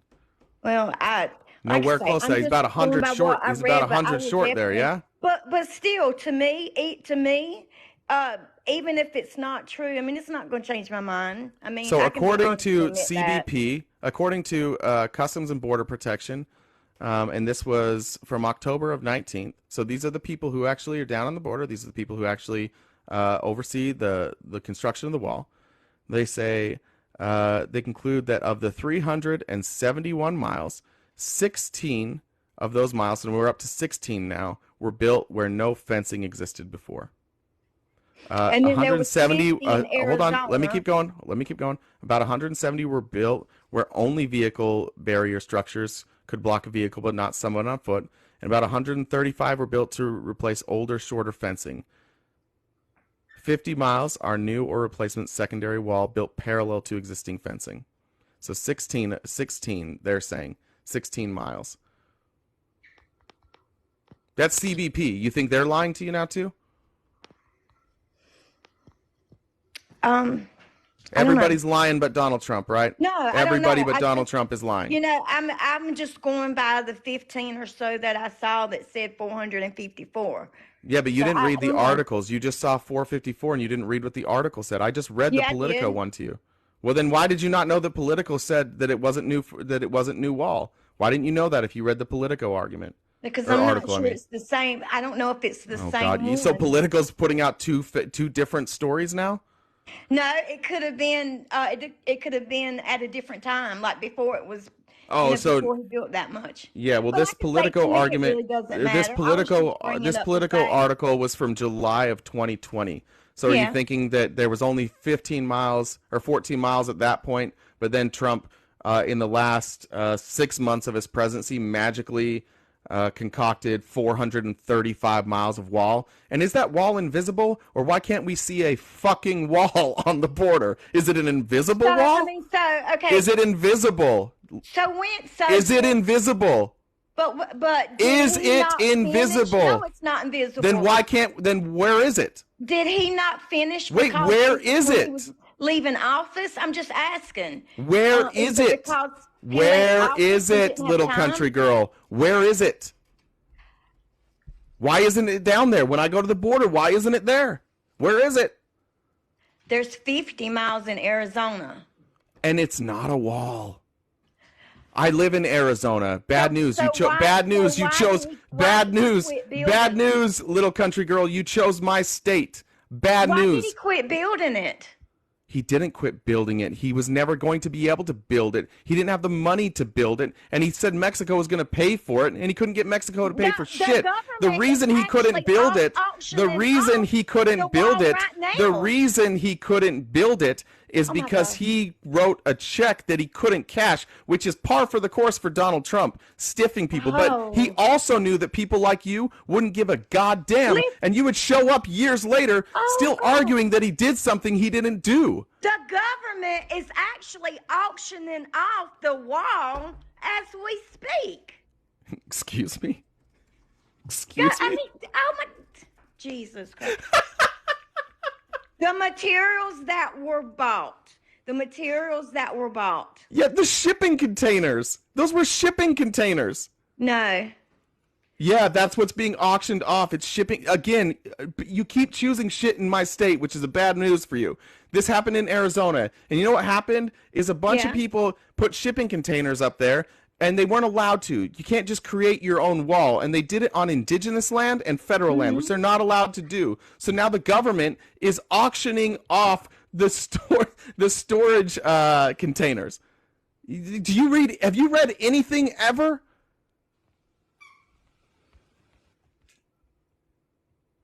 Are you talking about the tubing? No, I'm talking about the materials for the fence. Well, that would be the tubing that Joe Biden auctioned off on GovPlanet. Yeah. That's not auctioning off the wall, though. Ridiculous. That's not auctioning off the wall. One, the wall doesn't exist. And two, you're just talking about materials that they're not using. Good job, government, for selling materials that you're not using so that you don't just sit on materials that you're not using. But little country girl's going to show up and be pissed off about it for no goddamn reason, as always. You got to be one of the most disingenuous people that comes on here. Like, how many times do you need to get dunked on and proven wrong before you'll admit that like you're wrong or you don't know what you're talking about? Like, how do you do this every day? All right, well, she ran. All right. Just looking just for opposition in the box. I'm just making sure that if you're in the box, please just be opposition. Please just be opposition. I'm going to be a dick today. If you're not opposition, I'm just going to hang up unless it's somebody that I want. All right. I don't believe I've talked to Friday. Got to get down on Friday. Hey, Friday. Hello. Hi. So, I don't have an opinion on the trans thing and all that, or whatever the protect the children thing is about. I have no clue. I'm just guessing. It was about, it was about Tim Ballard, and it was about Republicans in general. Okay. How they support a lot of people who hurt children. When it comes to MAGA and Donald Trump, I don't get how people can support a pedophile and a rapist. Because that's what Donald Trump is. I hear you, but I was just looking for opposition here. Oh, my understanding is keep them away from MAGA is that you're a Trump supporter, right? Oh, no. Oh, no. Oh, okay. I completely Keep the children away from MAGA is what I was saying. Yeah. Okay. I Sorry thought about that. you were, yeah, I thought that you were someone who's a part of MAGA and a Trump supporter. No, how dare you? Okay. I appreciate it, though. All right, thanks. Have a good day. We'll see you. I guess I was a little confusing. Appreciate it, though. I was like, what are we going on here? Gary.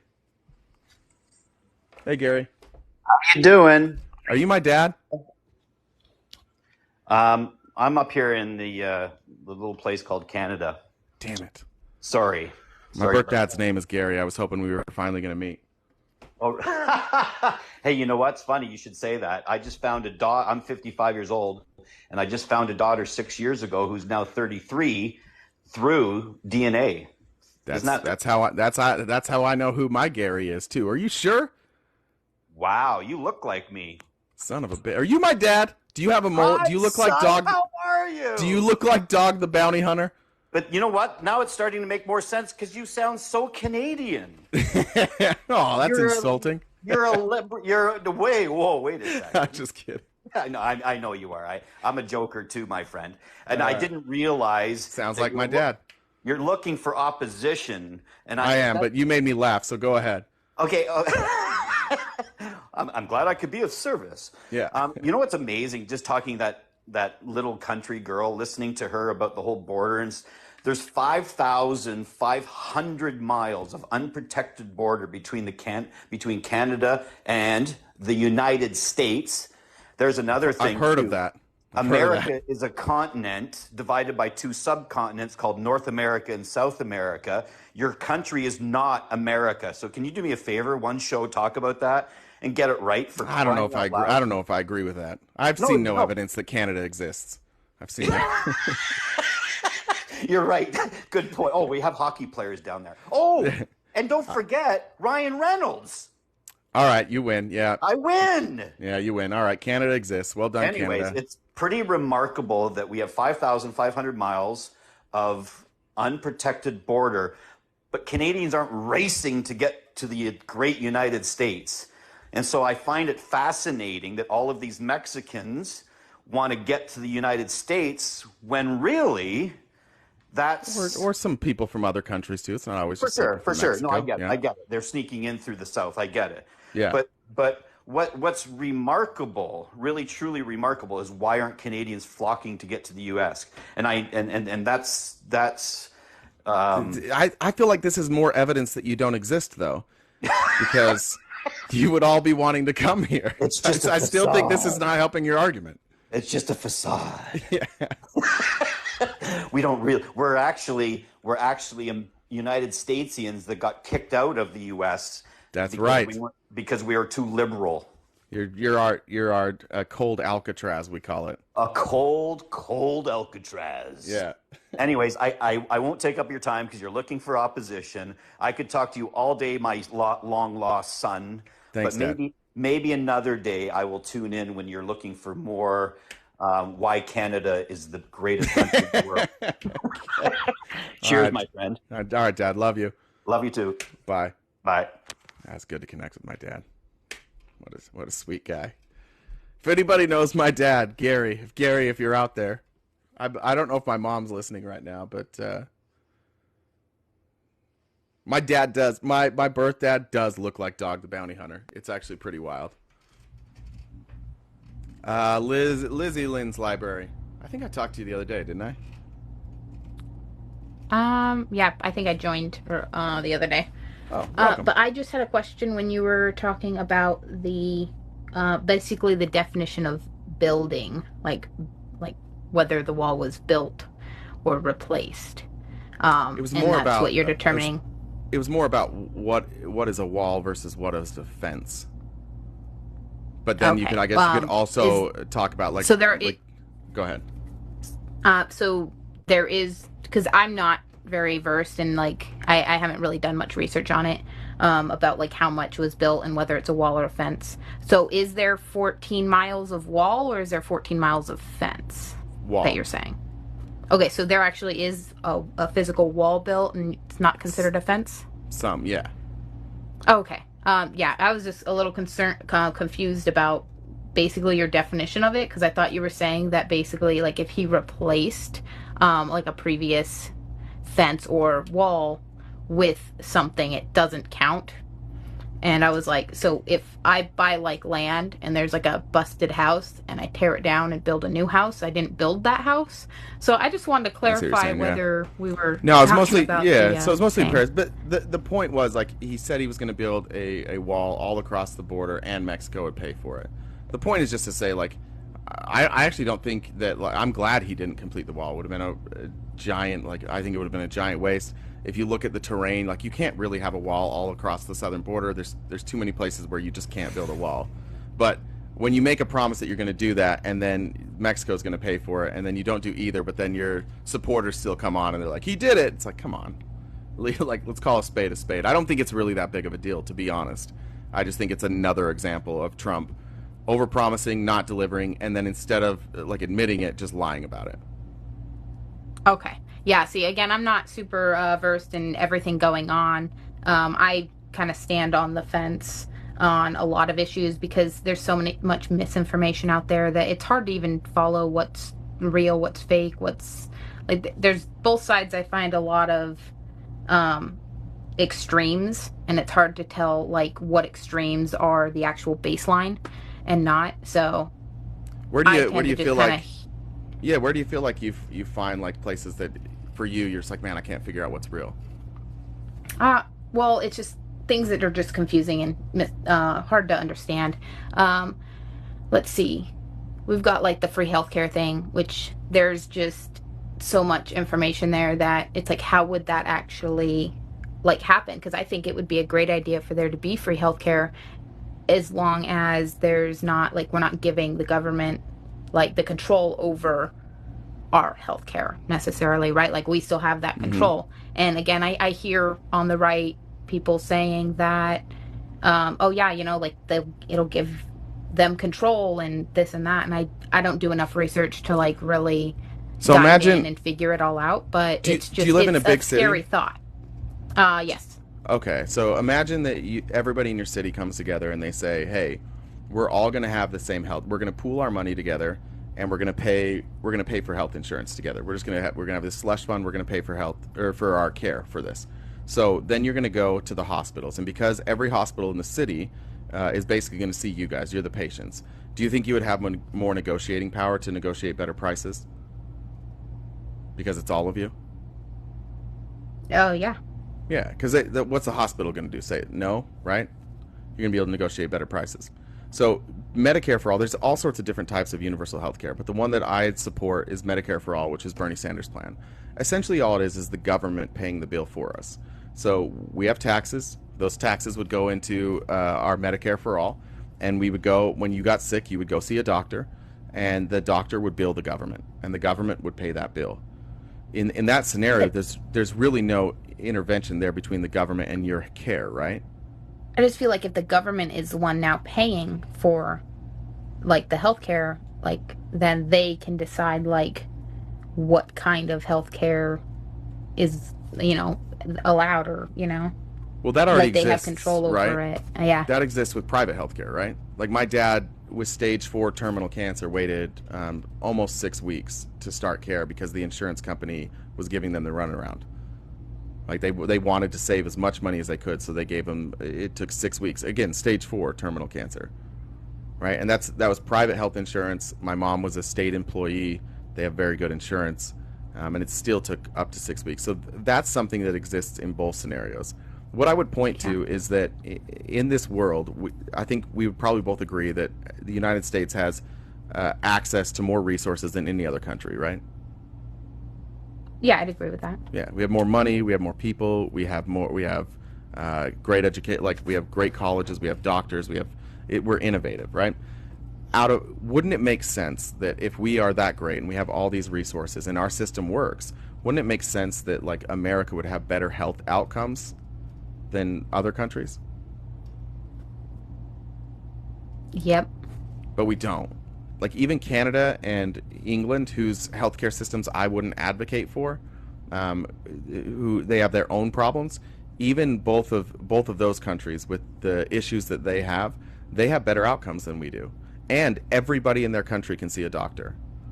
So there is no perfect solution. I also hear though that like Canada, a lot of them, they come here to get their health care because the wait to get like treatment sometimes are so long that they end up having to come here and pay for it themselves. And so I feel like that wouldn't be a benefit, right? So that does happen. I can also tell you that I live in Arizona in the East Valley, where we have a very heavy Canadian population, and I can tell you that too. Oh, you do? Are you in the East Valley? Yeah. Oh, cool. Yes, yeah, I am. So a lot of the people that I know, like I have a friend who works at ACE, but he still has his Canadian citizenship, so he has insurance through ACE, and he went through cancer treatment, and it made more sense for him for quality of care, cost of care, and quickly to go to Canada to do his treatment. There are certain times when it's true that people might come here to America to get treatment, but keep in mind we have 350 million people. They have 38 million people. So we have more doctors, we have more hospitals, we have more of everything. It's not comparing apples to apples. You're comparing apples and oranges. So, but even then, their outcomes are better. Now, we have waiting periods here. People will wait months to get knee surgery. But what Canada doesn't have is, keep in mind, Canada's population is 38.25 million as of 2021. In our country alone, we have 30 million people who don't have health insurance. That's 30 million people that basically can't go see a doctor. Almost the entire population of Canada in our country can't see a doctor. Yeah, wow. I mean, yeah, and again, like I'm for it as long as it happens in the right way. And another thing that like is I'm sure that there would probably be an increase in taxes to have this happen, because we would actually be paying for it. We're just giving that money to the government and allowing them to then distribute it and whatnot. And I'll try and be honest so about there would that be number. that increase, and I feel like they're not really using the taxes that we do give them right now for what they're supposed to be. Like right now I drive for work, and I'm all over roads and stuff, and the roads are crap. And we'll be driving, and all of a sudden they're like, hey, there's construction on this road, and they're fixing the road. Like, they're pulling it up, they're putting in new road on a road that doesn't need it. Meanwhile, the 40 has potholes for miles. I mean, you can't drive on that road without trying to dodge them constantly. Yeah, that's why Biden pushed. No. Well, that's why But they're Biden fixing pushing the through. 93. Well, So- that comes through infrastructure, right? And you have to, like, the infrastructure bill that Biden pushed out, like, that's where you're seeing a lot of these fixes now. But to go back to spending the money, it would be similar to Medicare. All the money that would come in would have to go to healthcare. You couldn't reappropriate it for something else. It would have to go to healthcare. And if you look at Bernie Sanders' Medicare for All plan, and you've had different economists, you've had anywhere from the farthest right-leaning to the farthest left-leaning, and people with no political affiliation at all. For the most part, Bernie Sanders' number that he puts out is that it would cost the average American $8,000 a year to have Medicare for all. The average American right now pays $12,000 a year for health insurance. So according to his projection, the projections he uses, it would save money. But even the worst projections, even the worst ones, would show that we would pay roughly what we're paying now. So if the average American paid exactly what we're paying now, and we all had health insurance, and there were no copays, there were no premiums, you didn't have to meet a standard for your deductible, like, all of those things would go away. Everybody would be able to go to see the doctor whenever they wanted to. So if we're paying the exact same amount we are now, then wouldn't that be a benefit? Plus, if we're negotiating as a group, all of our drug prices would be lower. Did you know that in America, on average, we pay 4 times more for our drugs than every other country, basically? Nope, didn't know that. Yeah, and the reason for that is the drug companies, pharmaceutical companies, they're negotiating with, they're a for-profit company negotiating with another for-profit company. Both of those entities want to make as much money as possible. So what they're always going to do is charge the most amount they possibly can so that they can make money. Well, if we're all negotiating together as a group, and as a group we're not for-profit, right? We just want medical care. If we go to the pharmaceutical companies and say you need to cut this in like by 400%. We need to cut your costs here. You have to charge us what you're charging other countries. What are they going to say? No. They have no leverage. Every one of us is negotiating together. It truly is like this. The weird thing about the Republican view on this is they always say they want to give the power back to the people. I can't think of anything more empowering to the individual than being able to negotiate as a group to lower our prices. That's empower. That's literally saying to the people, like, you now have the power over your medical care. You now have the power over these big pharmaceutical companies. They can't just like gouge you. They can't. Because if we don't want to take their gouging, they can't go to another country and gouge them. They're stuck, right? Yeah. And again, like, I just feel like it's hard to fully side with something that seems like there's like risks as far as, like that money being distributed properly. But there's no the way risk of it's that supposed to. though. But there's no risk Well, of that. I know. Well, and then you're saying that we would have like the ability to basically have control over how much it's costing, but if the government's paying for it, I feel like that gives them the power of that. Because right now we're paying for their roads. What would their incentive be to not get the lowest possible price? There's no incentive for them to make less money, or to charge more money, because the government isn't a for-profit operation. They're not pocketing that money. There's no reason for them to do anything but get us the lowest possible price. It incentivizes the right behavior for our government. Republicans and Democrats would, instead of arguing over like what system, they would be arguing on like, how can we make this more efficient or cheaper? That would be like those would be the arguments. Like, do we need to get cheaper? Do we need to get better? Do we need to make it more efficient? It would incentivize all the right behavior out of the government. But right now, these pharmaceutical companies and healthcare companies, they take 96% of their profits and they put it right back. They just put it in their pockets. They don't reinvest in us. That 96%, like that, there's no profits for the government on that end. It removes the profit motive. So you're saying so the government is nonprofit, or as it should be. Correct. So I'm just curious, like, what is their reasoning for like fixing roads, for example, that don't need to be fixed, while there's roads that are in shambles that are literally like busting up people's cars because of potholes? Like, what is it? What like? Yeah, Would you you be able could. to explain that at all? Yeah, certainly. So, government contracts, right? You may have given a contract to somebody um, who wants to skimp. Construction companies get these contracts from the government, and the government has a certain amount. Like it's distributed by the state, so the state's going to usually award those contracts to people that they like or people they've done business with before. Um, and maybe they're just ignoring the harder to fix ones. Maybe the company that they're giving that bid for is just like, we'll fix this freeway. Here's a few problems. They'll take all that money. Same deal. There's a profit motive there, right? If you're going to fix a road that's harder to fix, is going to be more expensive. It's going to take more labor. It's going to be harder. The easy money is probably to fix the stuff that's not as hard to fix. That would just be a guess, though. I without specifically knowing which project you're talking about, I wouldn't be able to tell you. But that would be a guess. Yeah, it's like for an example, like I think it's the 93 is like I mean they completely rip up the road, and then relay like new asphalt from scratch, and then the 40, which is got potholes throughout for miles, is been untouched forever, and it's like why did one need to get ripped up and replaced when it wasn't damaging anyone's cars? Meanwhile, the 40, like you hit a pothole wrong and you're busting up your car. Yeah. I I'm mean, probably I not an drive expert on on that, but that's just a I've guess. got to drive on those roads all the time, so like I'm witnessing it. Like the road's fine, and all of a sudden it's being ripped up. Meanwhile, we were like, "Can they please fix this road?" Nothing's happening, and it's been for years, and we're just like, "Why?" So I see things like that, and then it's like, Well, I'll tell you, Joe let's Biden trust them. Let's gave. trust them with this other money, because I get told, and again, like I just hear, right? I've got people that are telling me information, and I'm kind of taking it with a grain of salt, but. I've got one person in my life who tells me, like, yeah, well, they're not fixing the roads because if they actually fix the roads, then they have no reason to ask for more money. And then it's like, bruh. Maybe. I don't know. Maybe. So that, I mean, yeah, that could be possible, but I don't know all the facts, which is why I'm just kind of like, it's so hard to keep up with everything. And I never pick, like, I don't fully pick one side or the other because I feel like there's no way for me to even get the correct information, even if I tried. So I kind of just stay on the fence going, this is all crazy.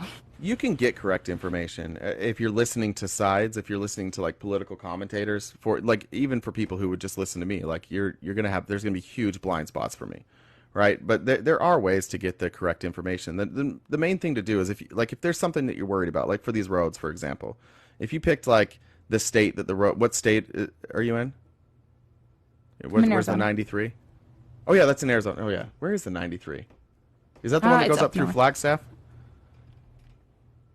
I think it might be. Maybe. Okay. Yeah. So if in Arizona you could look at like if there's construction on a road, you can go say like a construction project. You'd look at ADOT construction project on whatever highway you're looking at, and then you could through those Google searches you could find the actual grant for that, who got the contract, why they got the contract, all this stuff you could find. It's just like nobody's going to put that on Fox News. Nobody's going to put that, like no commentator's going to talk about it because everybody would be bored.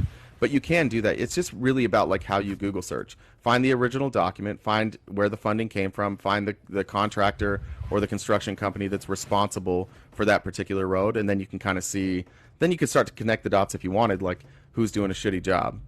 But you're right. We don't do a very good job of tracking that on our own, so there's probably a lot of these companies who are just getting by doing shit work all the time. Yeah. Okay, so I double checked because I was just driving, but the 93 is up near like Kingman, so I think it intersects with the 40. And then I just saw someone, they said, no, that's the I-10 to Flagstaff, and I'm like, the I-10 doesn't go to Flagstaff, that's the 17, but 17. Good try. So the 93 is the one that goes through like Wickiup then, right? And then it once you get it, that's what it is. Okay, gotcha. They've got major construction going on there, but that might always just be for like development. 10 years. I used to go to Vegas all the time. It's weird that I've driven on the 93 that many times, and I didn't know it was called the 93. But yeah. I drive on so many roads that sometimes I'm like, what's the number of this one? Because I don't know.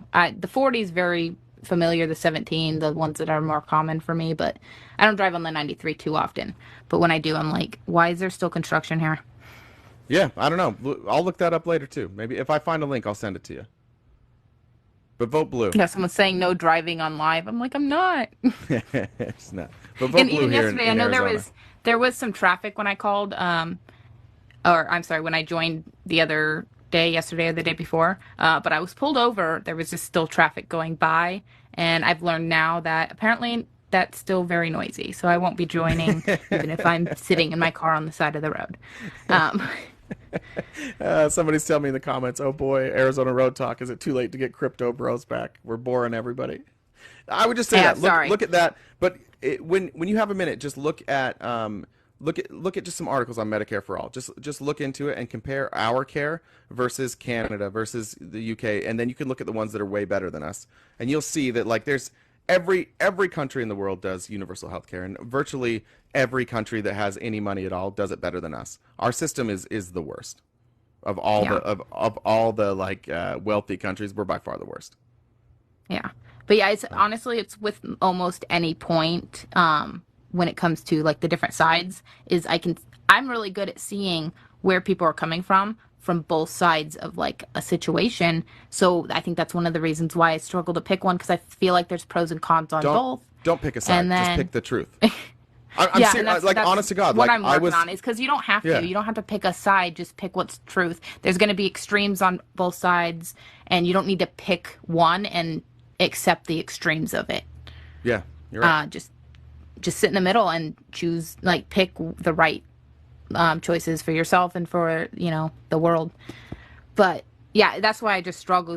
There's so much like push to pick a side when you don't actually have to. Yeah, And then if I you agree. say I don't pick a side, people go, "You're lying." It's like, Well, well, especially if you're okay. out here in the East Valley, I tell you, my side's not very popular out here. If you're in the East Valley, Oh, you know how popular I am. Not very. oh yeah, Yeah. no, completely. But All all right. right, thank you so much for your You time. bet. We'll see it. Bye. Yeah, not a lot of people from where I live are fans of what I do. Kat, you're next. Hey, Yacht Hey, how are you? good. How are you? I'm doing well. Yacht means hello in Navajo. What's that? I says Yacht means hello in Navajo. Oh, thank you. I don't know. I'm not going to repeat that back because I'll fuck it up. But thank you. Hello to you as No, well. that's okay. Usually those that don't understand or know how to speak it, they're mostly English speaking, can say Yacht hey. We let that slide. Thank you. I appreciate that. So I've watched you a couple of times now, and I do enjoy your content. Thank you. I do have a few things that might stir the pot. Um, Perfect. That's what we're looking Being for. indigenous, I am Dene, which is Navajo, but I'm also Tewa. Okay. So I've come from the reservation, and all these things that everybody's crying about or upset about, like the roads, for instance. Have I don't know if anybody on this that's on here in chat or anybody that's ever been on a reservation. We Yeah, don't I have spent a very many yeah. roads. Yeah, so My you dad get grew it. up. Yeah, my dad grew up in southeastern Utah. So Oh, okay, yeah, I yeah. have So family you in guys, Bluff, Blanding, so you all through get that it. area. Yeah, We have dirt roads, yeah, and we live with that daily. yeah. We don't. Most of our people don't have electricity, running water. So, and yeah, we may get free medical care, but it's still not totally free. We get the bottom of the barrel, and pretty much, excuse me, we're the guinea pigs. Um, we do have some understanding of, okay, we need to go to the hospital and get this done. Um, but if I feel like universal health care would be a good idea because everybody pays taxes into it. It would lower the cost. And I think the medical care would be better for everybody, not just some of us. Yeah, I agree. So, because like with the reservation medical and dental, and sometimes we have to wait months just to get a specific prescription, or excuse me, we have to wait, months to get into the dental. Um, and some of us that are lucky enough to have a job off the reservation, not everybody can work on the reservation. So most everybody has to go off the reservation to work and live to support themselves. They would have that extra insurance. And when we go back to the reservation, they would still bill that insurance as well. And that I'm not sure when that started, but I know that has come up in the last 30 years that I've noticed.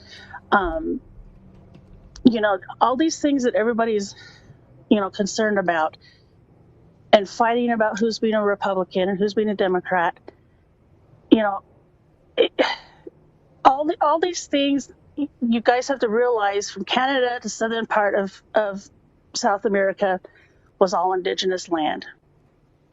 And excuse me, I'm sorry, I'm still recovering from COVID, so it affects my voice. Jeez.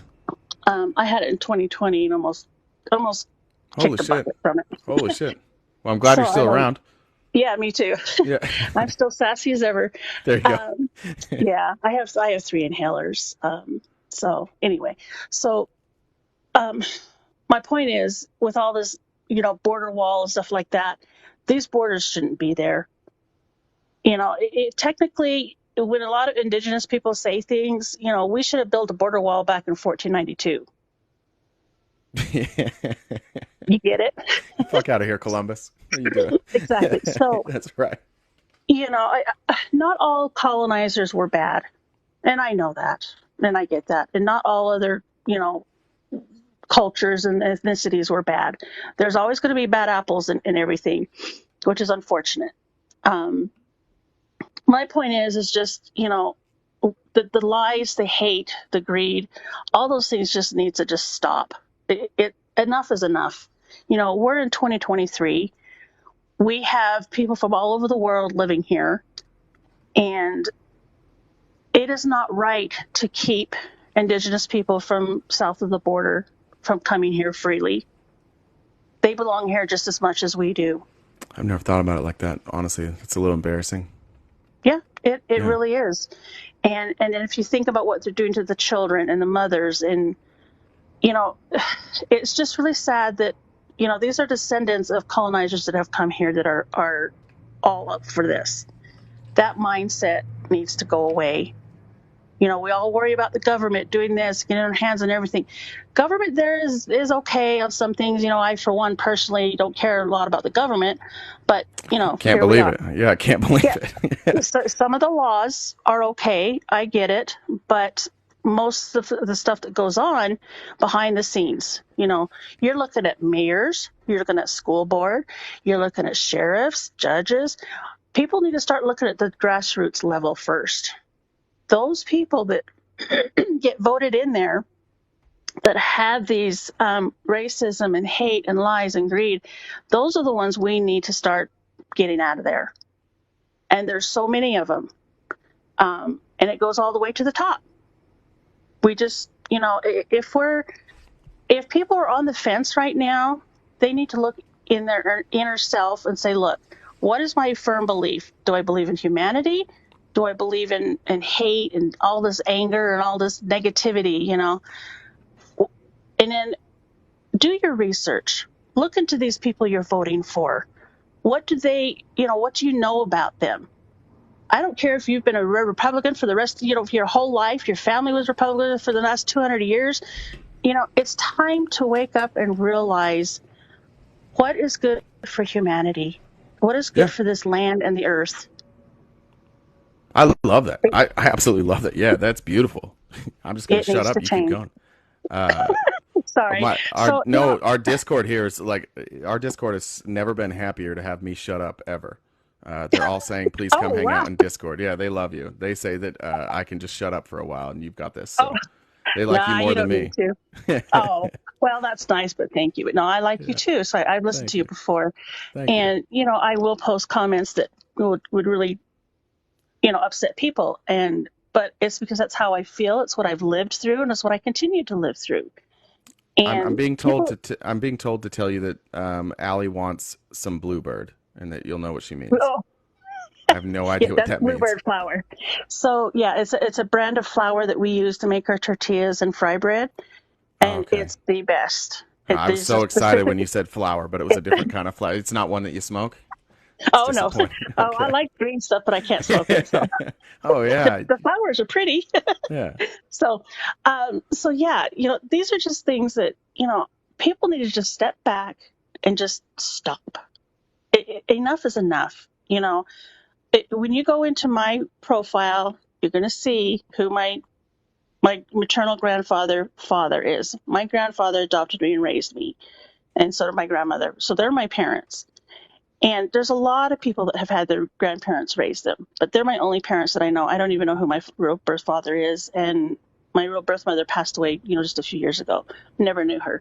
So they are my mom and dad. And so I grew up with an older generation. And my daddy was one of the first 29 Navajo code talkers from World War II.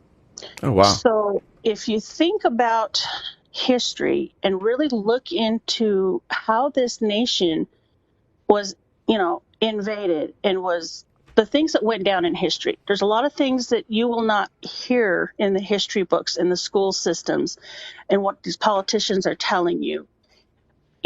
Any of us that are indigenous can tell you what has happened and what is still going on. We still live with this stuff to this day. Our reservations are third world country and within a supposed wealthy nation.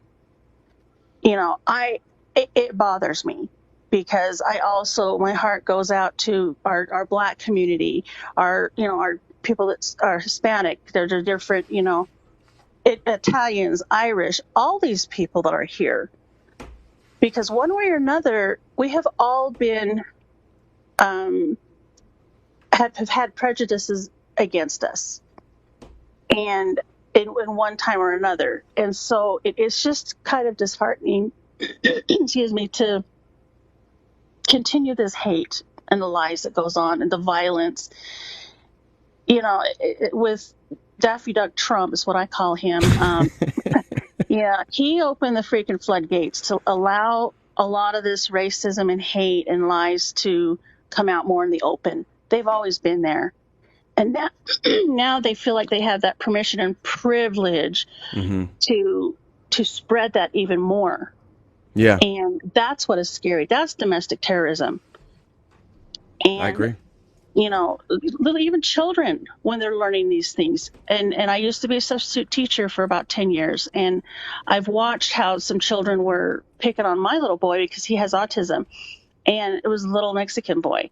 And I says, why are you doing this? And he says, I don't know. And then it came out that he was being bullied by other kids because he was Mexican. And because my son was different, he was picking on him. And I said, that doesn't make you feel good, does it? He says, no. I said, okay. And from then on, he was good friends with my son because, we understood each other. Yeah, And I love that. It's just infuriating that people can't wake up and realize and stop and take a look. Look at history. Things are being repeated. Look at what's going on around the world. The world used to look at the United States for everything, and we all took pride in that. The United States had a wonderful reputation for the most part. But if they really looked deep down in, some of the things that happened here is now coming out. Look at the boarding schools, the residential schools, all those things that are happening. These truths are coming out. And the divide that's already here, it's time for all of us to heal. And like I said, I am from a military family. My brothers are all, Marine vets. And, our military is doing the best they can around the world to help people that need the help. We're not there to sit here and cause, this and that. I've had two brothers in Vietnam, so I laid one to rest recently, just a few months ago. And Sorry to hear that. I know it almost sounds like kumbaya type crap, but honestly, this world is falling apart. And it's not just here in this part of the region. Everybody needs to just stop because we're destroying this planet. We are, truly. And humanity is going to be its own, it's imploding. Humanity is going to be their own destruction, is what I'm saying, I guess. People just need to wake up. Come on. Enough is enough. It's 2023. We have the technology. We're getting more technology. Let's just start working together for one's sake, for once, for Pete's sakes. Yeah. You know? Yeah. Anyhow, I hey, agree. if I ever meet Thank you, you. I'll make you some fry bread in your home and teach you how to make it. Hey, listen, everybody, if you're interested in joining Discord, shoot me a DM. A bunch of people want you there. No pressure, but I would Oh, love some fire hey, bread too. It's one of my favorites. yeah, actually, DM me and let me know, and I'll be happy to come Okay, on. I just followed you, but I have the worst memory. So when you hop off, will you just shoot me a DM for the Discord link, and then I'll Sure. message you when I'm done. Awesome. All right, All right, thanks, everybody, Kat. have a wonderful day, and Thanks, I you too. love You're you all. wonderful. Walk in beauty. Okay, Bye bye. thanks, Kat. Bye. Always makes me little heart warmer there. Enjoy, everybody. Enjoy the heartwarm. Logan, you're next. Hey, what's going on? Hey, Logan, how you doing? Doing all right. I'm not opposition, but I just want to say a few things, just to, not take too much of your time. Okay. If that's okay. Yeah. So, about a week ago, or a little over a week ago, you gave me advice on how to talk to people in my community because I'm in a very conservative area, right? Yeah. Oh, that's right. I And remember now. Yeah. yeah. You have so much people in your lives. It's I didn't know if you remembered, but Yeah, I do now. but so yeah, that advice. I actually went out and actually used your advice, and you're like, go in small circles and go do research with people around me together, right? Yeah. And so I was at my older brother's house. He's 23 years old, right out of college. He voted for Trump in 2020, and we actually sat down and did research together, right? And not so. I'd say we probably did for like a couple hours, right?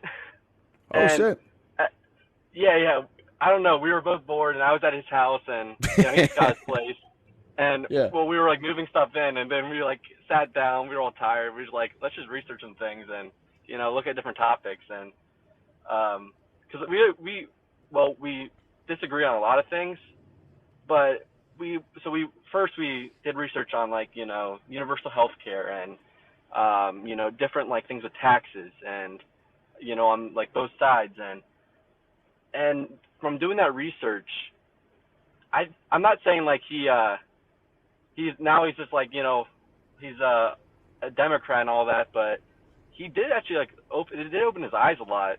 And we were like, let's not argue about this, let's actually look at the facts, and let's not use like a far right source or a far left source. Let's use like very like reliable data.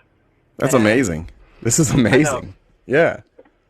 And not only did his eyes are open, but like I think he is like I haven't talked to him since I saw him, but he was like maybe I have to like do a a whole I don't know how to say it, but relook on how I think about these things. And I think he does think like universal healthcare might be a better option, and I've been telling him that for a long time. I'm like, yeah, just it doesn't. Your side isn't helping, Yeah. everyone. It's just, and you're kind of misinformed. And he didn't really believe me because he thought I was like just like saying stuff that I, saw. But I was like, no, I'm like looking at this at a very neutral standpoint, and I think he learned a lot on that. Then he also, so I've been listening to your lives, and you talk about how what Republicans want is only helping people at the top, and the top corporations, and the rich get richer and all that, right? And the poor get poorer, and the middle class is getting poorer, right? Yeah. And I think he, I don't know if he like just didn't know the facts, around what Republicans were, I guess supporting, but he did like kind of like admit like, yeah, I didn't really know all this. And one thing that's hard for him is he's very religious. That is So hard. Yeah, that does make it difficult. Yeah. yeah, I'm not religious at all. Like all of people in my family are very religious. We live in a very conservative area. Like almost everyone's religious, honestly. And I've actually, I guess I was technically religious for up until I was 18, but I stopped. I wasn't a religious person, so once I was 18, it's like I can make my own choices now. I was kind of forced to go to church and all that. But yeah, so I think that's the hard thing with him is it's really hard to, I guess, separate, his religion and what's better for society and, citizens of the United States, right? Yeah. But I do think he is starting to realize some of the points that, or some of the candidates he was supporting weren't in good faith on a lot of different topics, and it was kind of like, brainwashing the right side, to like, especially with people that were religious and, making them think that was like the right way.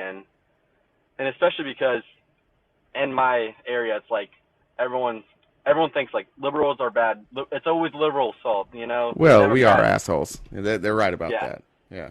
Yeah. They're not I wrong. would say the same for like everyone, honestly. But Well, good, dude. Keep it up. I appreciate you coming back and tell me. And anytime you need some help finding some information, shoot me a DM anytime. I love it though. I appreciate you taking the advice and doing it. And I love that you and your brother had a good conversation. That's amazing. yeah, I know. And so I've gotten my girlfriend hooked on your lives too, and she loves them, and we watch them Sorry about together that. when we can.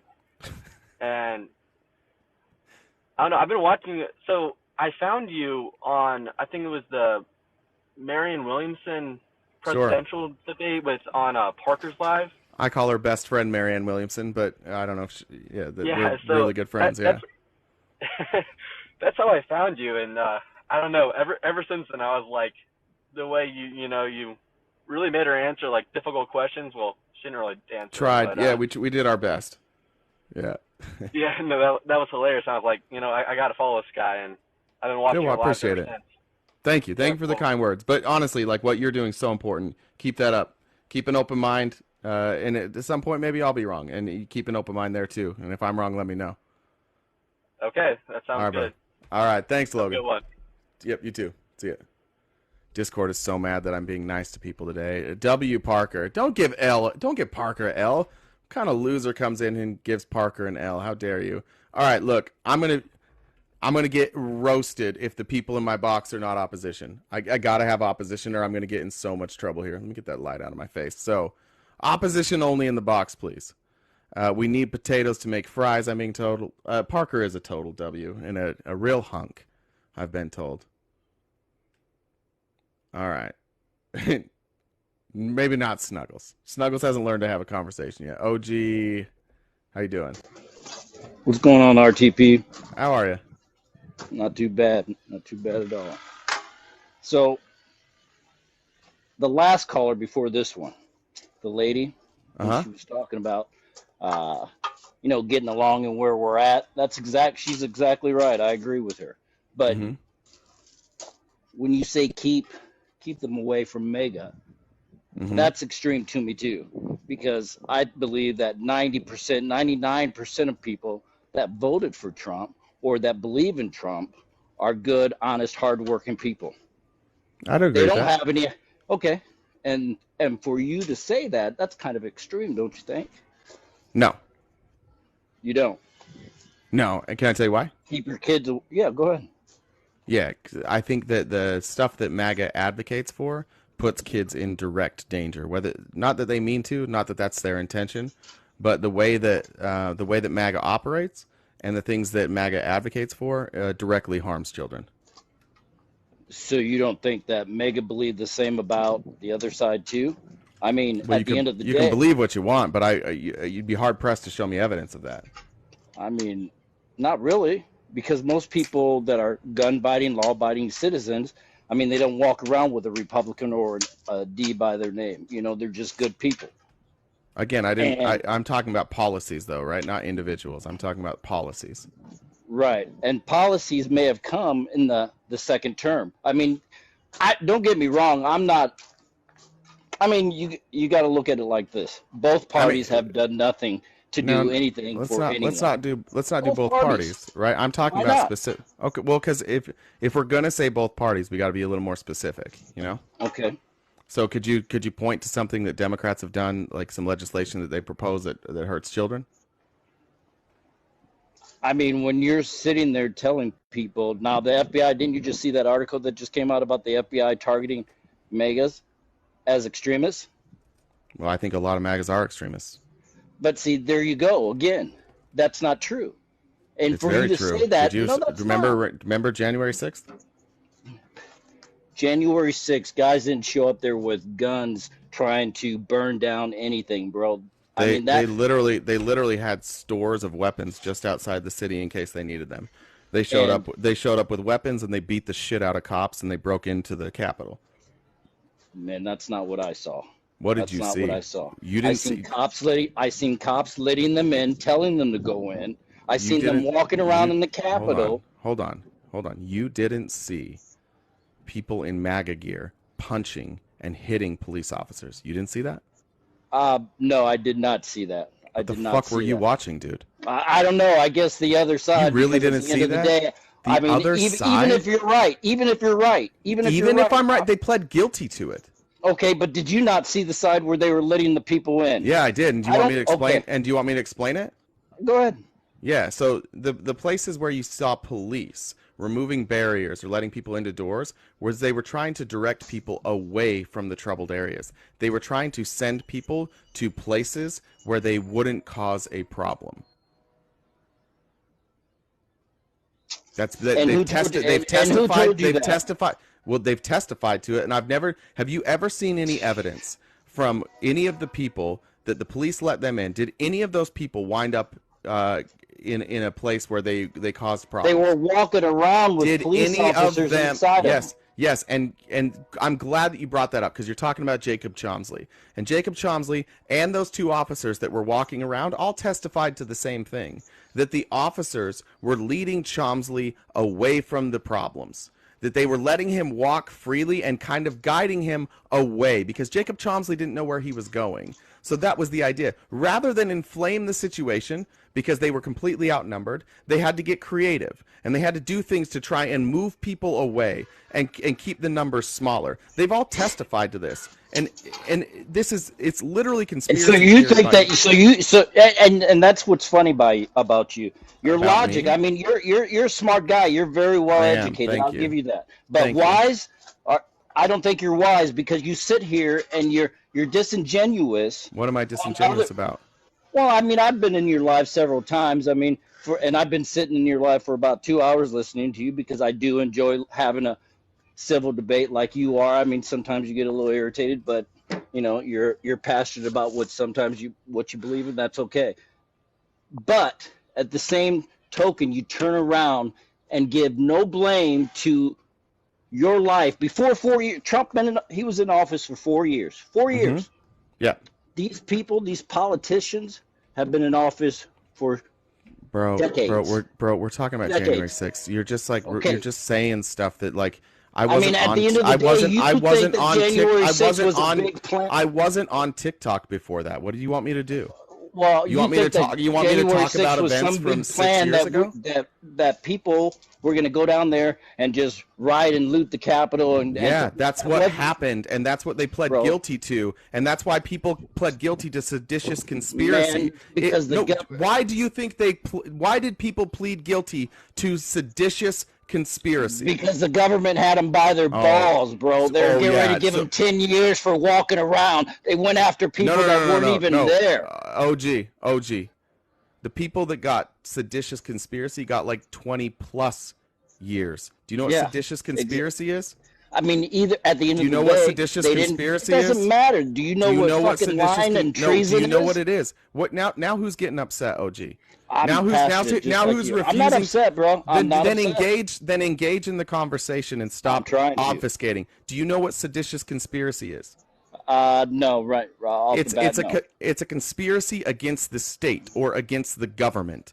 They pled guilty to and do you know what conspiracy means? It had to be premeditated. You had to plan it. You had to have a plan in place and you had to execute that. And that's what they did. And they pled guilty to it.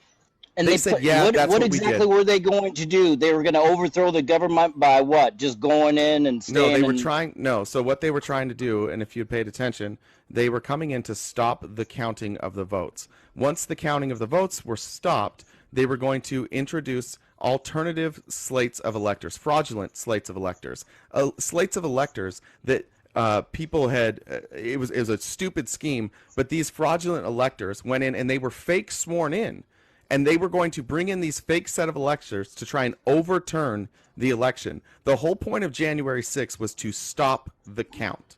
That was the whole point.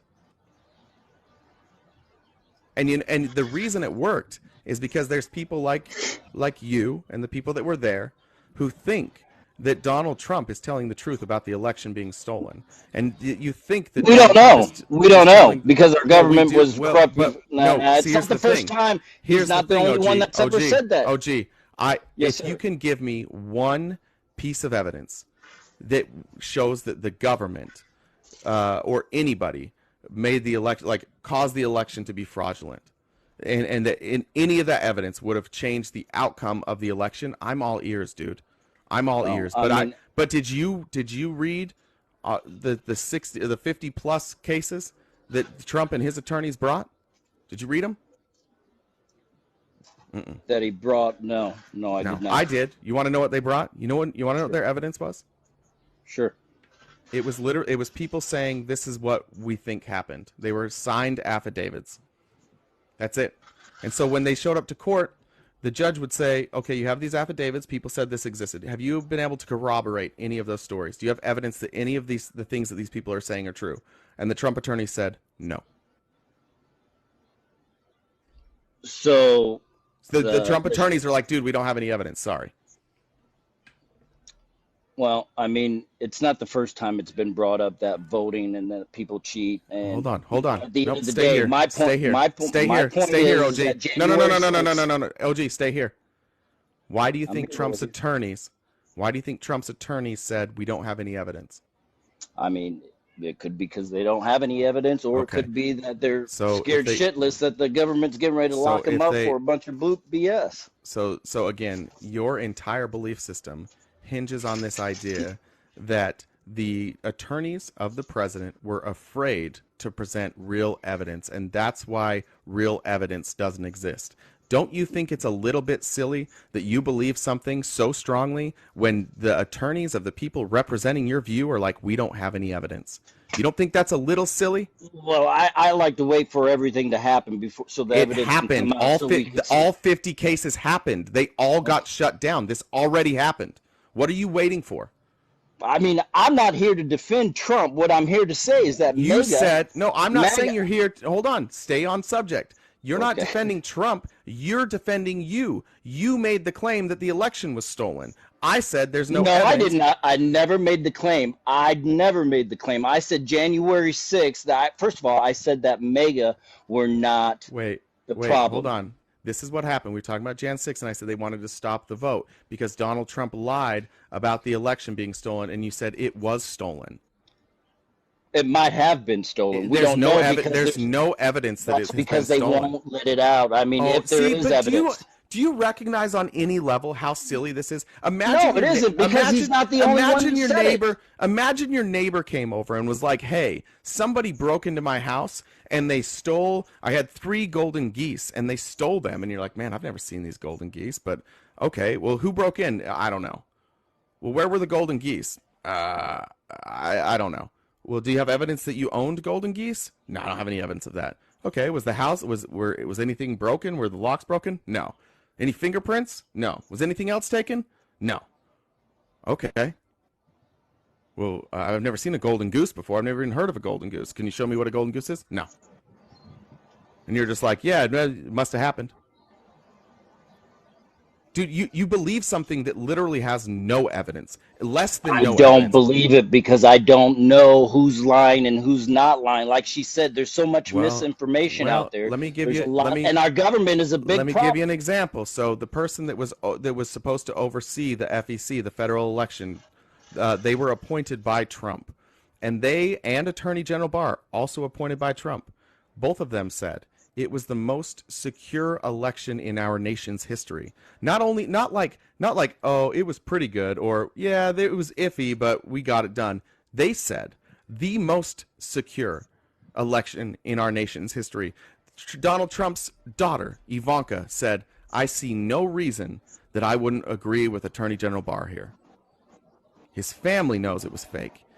Mike Pence knows that it was bullshit. Everybody on the stage that worked for Donald Trump that's running for president now, they all say it was bullshit. His attorney general says that it was bullshit. His attorneys say it was bullshit. Pat Cipollone, the White House counsel, says it was bullshit.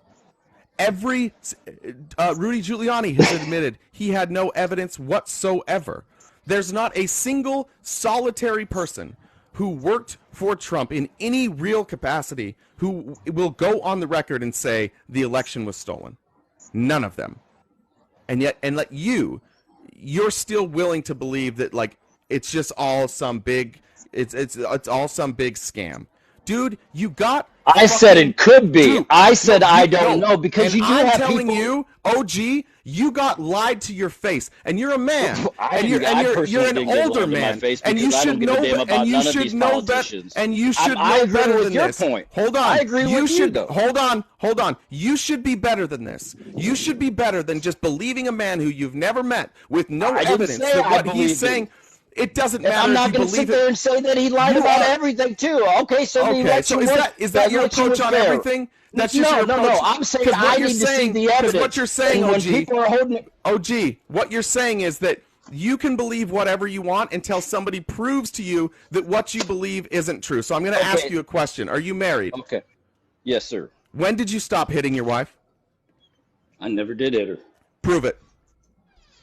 I mean... Prove that you didn't stop hitting your wife. Well, what if she's lying? What if she's lying? I mean, it is what it is. You hit your... It sounds like you hit your wife then, OG. I've never laid my hand on a woman. Well, prove it. I mean, I don't have to prove it. Prove it. I mean, the only way I could prove it is if my wife. So if you don't take her word for it, I mean, that's your call. Okay, so let's use this example then. The elections were stolen is the claim, okay? I understand that's not your claim. The claim is that the elections were stolen, okay? Correct. Whoever makes the claim, it's their job to prove it, right? Absolutely, 100%. Okay. So when it has come time to prove that the election was stolen, let's use Arizona for example, because Arizona is the state that's had the most legal battles over it. Donald Trump hired an outside source to come in and audit the election. They were Republicans. They were paid by Donald Trump, and they concluded that there was no evidence that the election was stolen. They did it twice. Then the state of Arizona, who, by the way, Maricopa County, which was run by Republicans at the time, they also concluded that the election wasn't stolen. So there is literally not a single solitary fucking person who has any evidence that the election was stolen, and your take is, I haven't seen that it wasn't yet.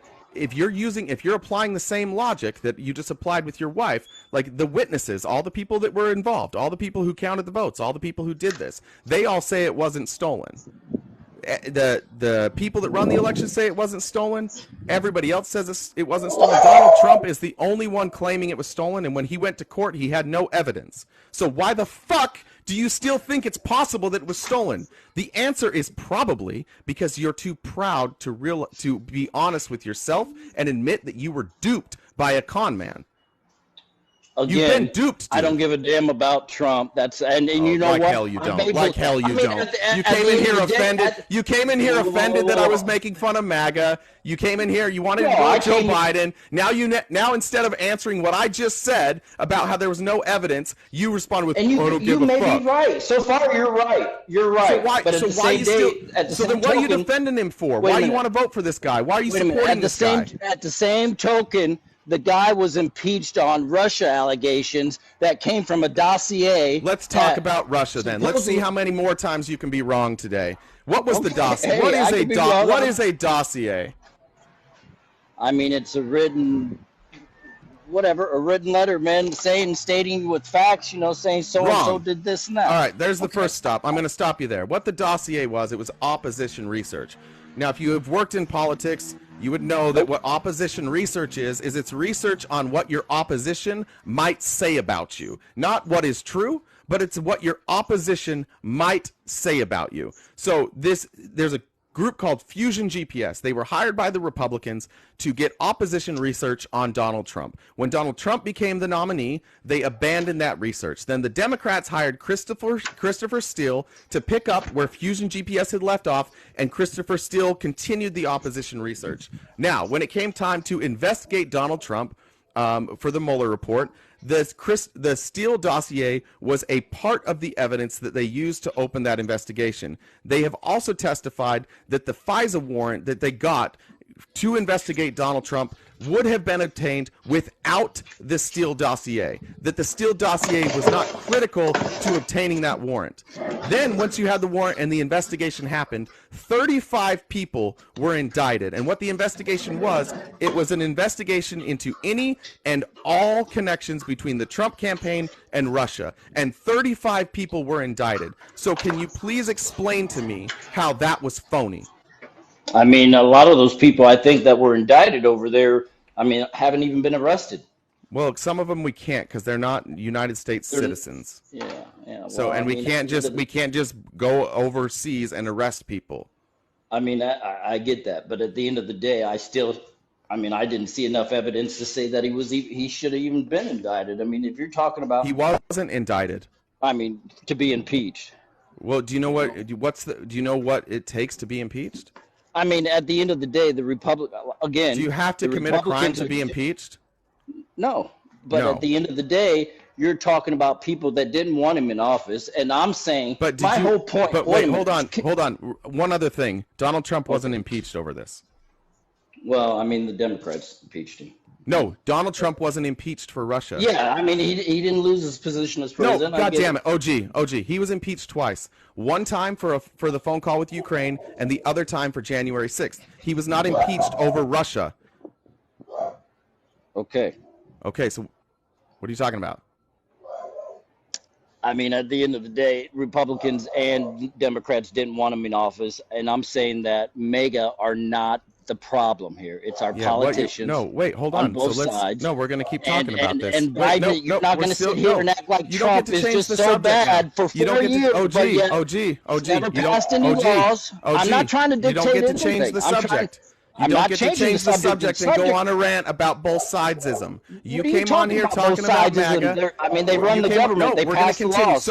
So we agree then that you didn't know what the dossier was, and that it was justified for him to be investigated. The definition of a dossier, did he get in any trouble over the Mueller investigation? No. Okay, cool. So nothing happened there. 35 people got indicted. We're good. So do you want to go on to the other 2 times he was indicted, or the other 2 times he was impeached? Or now what do we want to go on? Because you were wrong about that. You were wrong about the election. What I'm trying to establish here, OG, is that you don't even realize how many times you've been lied to and how much stuff you're repeating that just isn't true. No, and I didn't repeat I need anything. to know, You asked me if I knew, if I had evidence of anything, and I'm telling you they're withholding evidence, whether it be for whatever the reason. They're not going to let you. There's no evidence that they're withholding evidence. You have no evidence of that. There was no evidence of a laptop. I mean, come on, man. Nobody said there wasn't. Let's do the laptop then too. Who has seen the laptop? Who has seen the laptop? What was on it? Laptops all over the internet, man. What was on? Fucking him doing crack. OG, where did that information that you've seen come from? Where did that come from? It came from several sources, man. No, where did it come from originally? What do you mean? Where did it come from? How did we get those images? I mean, somebody obviously hacked into his shit. I don't know. No, so here's what happened. Or he turned in his computer, he lost it, or someone found it. I don't know. So here's what happened. The computer repairman who turned over the laptop to the FBI also made copies of the hard drive and gave those to Republican operatives, namely Rudy Giuliani. And when those hard drives have been examined, guess what? They've been altered. We know that they've been edited because we can see edits that took place after Hunter Biden dropped off the laptop, so they've been edited. Okay, now, do you think? Hold on. Do you think it is good evidence? Like, if you're relying on a hard drive that you know has been edited, do you think that's good evidence? I mean, can they not determine what's edited and what's not edited? To some extent, yes. If we had access to it, yes. But the problem is what was shared was not the original files. What was shared is copies of the images. So if you send the copy of the image, you have no edit history. So no, we don't know what things have been edited and what things have not been edited. Well, so so there we go again. Now, what happened with the laptop that you guys think is this big conspiracy is that one outlet, was going to post the story about the laptop, and they had not confirmed the source with they didn't have two sources on it, which almost every newspaper in the world needs at least two sources to publish something. The FBI wrote a letter that said to Twitter that basically said, hey, this looks like Russian disinformation. It has all the earmarks of Russian disinformation. Be careful with it. So the story came up.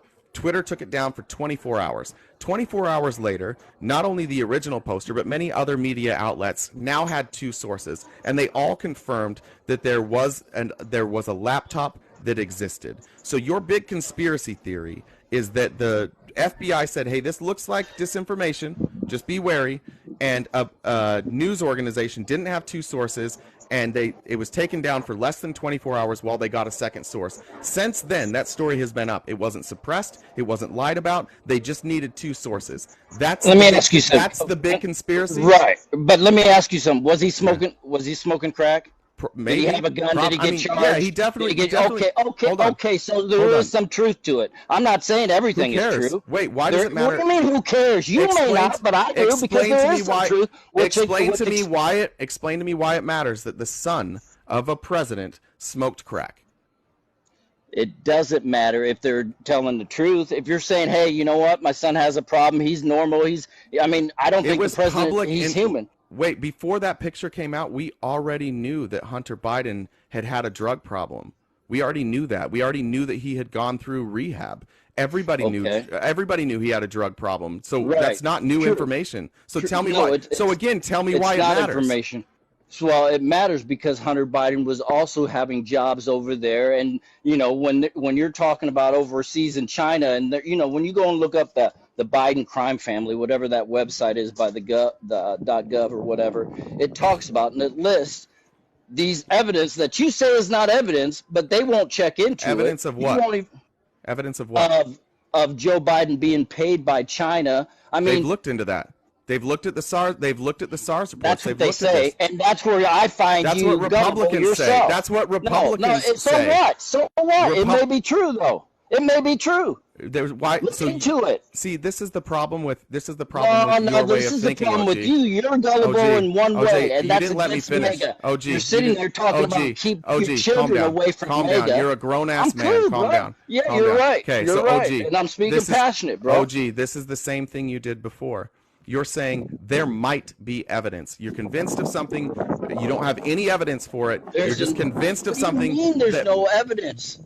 You don't need a lot of evidence to look into something. Yes, you do. To look into something. No, you don't. No, you don't, bro. You need the speculation. OG! You need the speculation, bro. Shushies, okay? The Republicans have done this entire investigation, and the Republicans are saying we have no evidence that ties Joe Biden to any crime. Not a single solitary cent has made its way to Joe Biden. We have no evidence, of any crime. There's nobody. I don't give a fuck about Republicans. Then who has the evidence? They've been in office. The evidence? They go out to lunch together, dog. Who has the evidence? They go out to lunch while they spend our tax money. Who has the evidence? Who has it? You're sitting here wanting to blame the guy for 4 years. Who has the evidence? Who has the evidence? Who? I mean, it doesn't. At the end of the day, bro, you can believe what you want, but I ain't. No. I believe things that are factual, and you are a coward. You are a coward for doing this right now. You are absolutely a coward. You get dunked on, and then you're like, well, at the end of the day, you believe what you believe, and I believe what I believe. That just means you got dunked on, and you're not a big enough man to admit you don't know what the fuck you're talking about. Be a man. Be a man here. Go ahead and unmute. Show the world that you're a man and you can admit that you don't know what you're talking about. I don't have all the evidence. So why are you convinced? Because you're on here talking about Mega. Why are you convinced? Away from why are you convinced? Because at the end of the day, they both suck, Republicans and Democrats. No, and that's you're not an like, answer, you coward. Why that are you is an convinced? answer. What are you talking about, a coward? I see a problem You with the government. absolute coward. You see a problem You are with such one a side. coward. You're Grow one-sided. up. You're one-sided, Grow bro. up, Admit man. that you're fucking What liberal. a big Admit that man. you're fucking You liberal. can't admit when you don't know something. You're a coward, dude. Are you serious? You're so convinced that you know stuff. You haven't provided a single solitary piece of evidence. I've sat here for 30 minutes waiting for you to bring one piece of evidence. You have none, and you're like, well, at the end of the day, What are you nothing, talking about? dude. I just said Nothing. the laptop. I said Russia collusion and everything. What are you talking about? You You said didn't no- get impeached because there was no evidence. Mueller ruled that There was no evidence. impeachment inquiry for that, dude. You don't know what you're talking about. This is exactly Either who way- MAGA is. MAGA is full of a bunch of people who are overly confident about not knowing a goddamn thing. You didn't get a You're single wrong. solitary You're wrong. fact right, and you're going to leave here with the same amount of confidence that you showed up with, which is crazy. Because you didn't get What are you anything talking right. about? At the end of the day, I told you that they both parties suck. I mean, what are you talking about? They haven't done Yeah, anything. you're a to coward. you? Yeah, we get it. You're a coward. You want I'm to a- play. I'm a You want to coward stand on the because what? fence now. You want to be this fence. Stand They're on the all fence. bad. My They're all bad. Now that position I has didn't have always any been evidence, MAGA. everybody's Keep bad. your children away from MAGA is extreme, bro. And yes, you're the one that's correct. being extreme. Correct. Okay, you're the one that's being extreme. Would you like me to And, explain why I thank you think? for admitting it. Would Thank you like for me to admitting that. explain why? You're not telling them to stay Would away you from like me to McDonald's. explain You're why, not telling Chief? them to stay away from Would you like pedophiles me- or rapists or I'm sorry. Yes, I am. can't say Wait, that word. My OG, bad. OG. I am telling him to stay away from him. That's why I'm telling them to stay away from MAGA. Exactly, extremists right there. There's your extremists right there. You're Yeah. the same people that if it was 1948, we know what you would be doing. We know what you would be doing. What What happened side in you'd be on. 1940? You What wouldn't happened in notice it. 1948? Or I'm not 1948, whatever. You know what I'm talking about. I don't In know what those you're days talking where about. those What happened people in sat there and 1948, Chief? I mean, besides for Israel becoming a nation, that's neither here or there. But the point is that you saying keep your You children didn't know away again? from MAGA. Come on, man. You got to know I like just one told fact. you it was the day Israel was established. What are you talking Where about? would I have- where would I have been? The Where point would I have is been? you're extremists because you're Where sitting would I there have talking been? about MAGA. Wait, so And what are you saying? You're not that Wait, in-between what are you guy saying? that you Apollo, think that you you coward. are. You absolute coward. What are you saying about where I would have been in 1948? Are you really sitting here calling me a Where coward? would I You have don't even been? know Yes. me. Where You would act I like you have know been? me. All right, gotta mute you again because you're getting your feelings hurt. Can you just answer the question? Be a man. It's okay. My It's okay. feelings They're ain't just, hurt. I just they're the just fact that words, you're sitting Chief. there calling me Where a would I coward. have been in I 1948? agree, they're just words. It doesn't bother me, but I'm just sitting there. Keep your conversation intelligent. Where would I have been in 1948?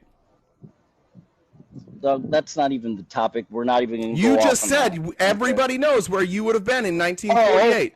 I'm just saying when Where would I have been in 1948? Not in 1948 when Hitler When? did what he did. Okay, and you were over there talking Okay, let's about talk. MAGA. So let's Go talk ahead, about that. Go ahead OG, and, OG, let's talk about that then. Nah, man, because you So don't what let if- me talk. so let's You don't talk let about me- what- let's you talk won't about answer what any of my that party questions, did. and that's the problem Let's right talk there. about It's- that party. It's your The party- live. You know, you're the party mute me of anytime the you party want. of the party of book burning. That's your party. The party of anti-LGBTQ. That's your party. The party of nationalism. That's your party. The party of blaming immigrants. That's your party. The party of blaming elite or wealthy Jewish people. That's your party. You guys are like the spitting image of them. You're running like Trump's running on their platform, and you think it's the liberals? Yeah. Let me ask one you thing something. one thing we know about those people in Germany is they were super friendly to the LGBTQ community. They were super friendly to immigrants. Yeah, that's what they were. You're literally like a replica of their party, and you don't even know that. Dude, you don't know anything. It's crazy how little you know. Well, I mean, you're right. It is kind of crazy how uneducated I am. Correct. But at the end of the day, I Stop still saying have at enough the end sense. of the day. It's the middle I of the can say day, it and whenever I know want, you're bro. tired from That's being what you dog liberals walked. like to do. You like to tell us what to do. I mean, you're not dog walking anyone. The fact is, Oh, you I just admit that you're an disagree. extremist because, again, your thing says protect the children, keep them away from MAGA. And I'd I be told happy you to that explain it to you. 99% of I'd be MAGAs happy to explain it to are you, but you law-abiding don't want to hear it. experience. I'd be Are happy to law-abiding explain it to citizens. you. Would They're you not like me gonna to hurt you. explain They're it going to to you? help you. Would But you like have me to on here, explain it stay to you? away. Man, that's Would you pretty like extreme, me to bro. explain it to you? Would you like me to explain it to you? I mean, I'm here. Okay. I'm talking to you. Did you see the movie Sound of Freedom? No, I did not see the movie Sound of Freedom. All right, big push by MAGA. In fact, they used a bunch of like MAGA mailing lists to go around to sell tickets to it, and it was a big push. It was about Tim Ballard. Turns out, Tim Ballard, who was he ran Operation Underground Railroad, somebody who was supposed to protect children. Turns out they were causing harm to children, and Tim Ballard himself was assaulting women. That's a problem. Have you ever heard of Roy Moore? Big MAGA guy. Heard of Roy Moore? Nope. Yeah.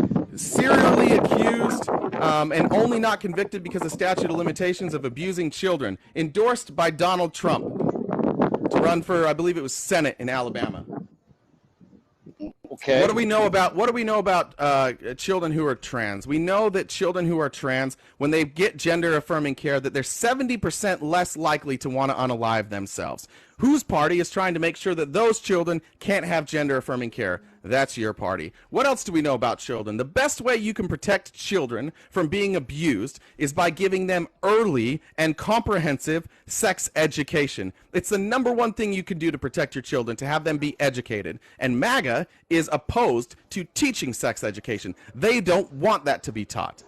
Your party puts, whether you mean to or not, I'm not saying that your party does it on purpose, but MAGA puts children in danger. You should keep your kids away from areas that are run by MAGA because they are less safe in those areas. And the example you used was trans kids, 70%, and then what was... Trans kids are 70% less likely to want to unalive themselves if they are provided with gender-affirming care. I know you guys don't care about trans kids. I get it, but like those are just statistics. I care about anybody. I care about any human being. Okay, do you care about trans kids? Absolutely, 100%. Okay, so do you think trans kids should if we have care that makes them not want to unalive themselves, do you think we should promote that? Well, I think that you're using the word trans kids, and kids are kids, and so what age are we talking about? Kids. Do you know what gender affirming care is? Well, I absolutely do, and what is it? Is it cutting off or giving them hormones or whatever? Nope. So you didn't know that one what either. Is it? Shocker. Well, so gender what? affirming care is largely just telling kids that when they come in and they say that they are a certain gender, just saying like, yeah, you're that gender, and we're going to treat you just like we treat everybody else. Well, isn't that what we're supposed to do anyway? Yeah, but your party's against that. Your party introduces legislation to make that not possible. I think laws protect everybody. Your party keeps putting in legislation to make it so that trans kids aren't allowed to use their own pronouns, or teachers aren't allowed to use their pronouns in school. You guys are banning books. Think that's a little extreme? You guys are banning books that teach about trans people. You're banning books. You're lying to kids about all these genders and pronouns and shit, and that's what you're doing, is playing into the fairy tale. So and that has nothing to do.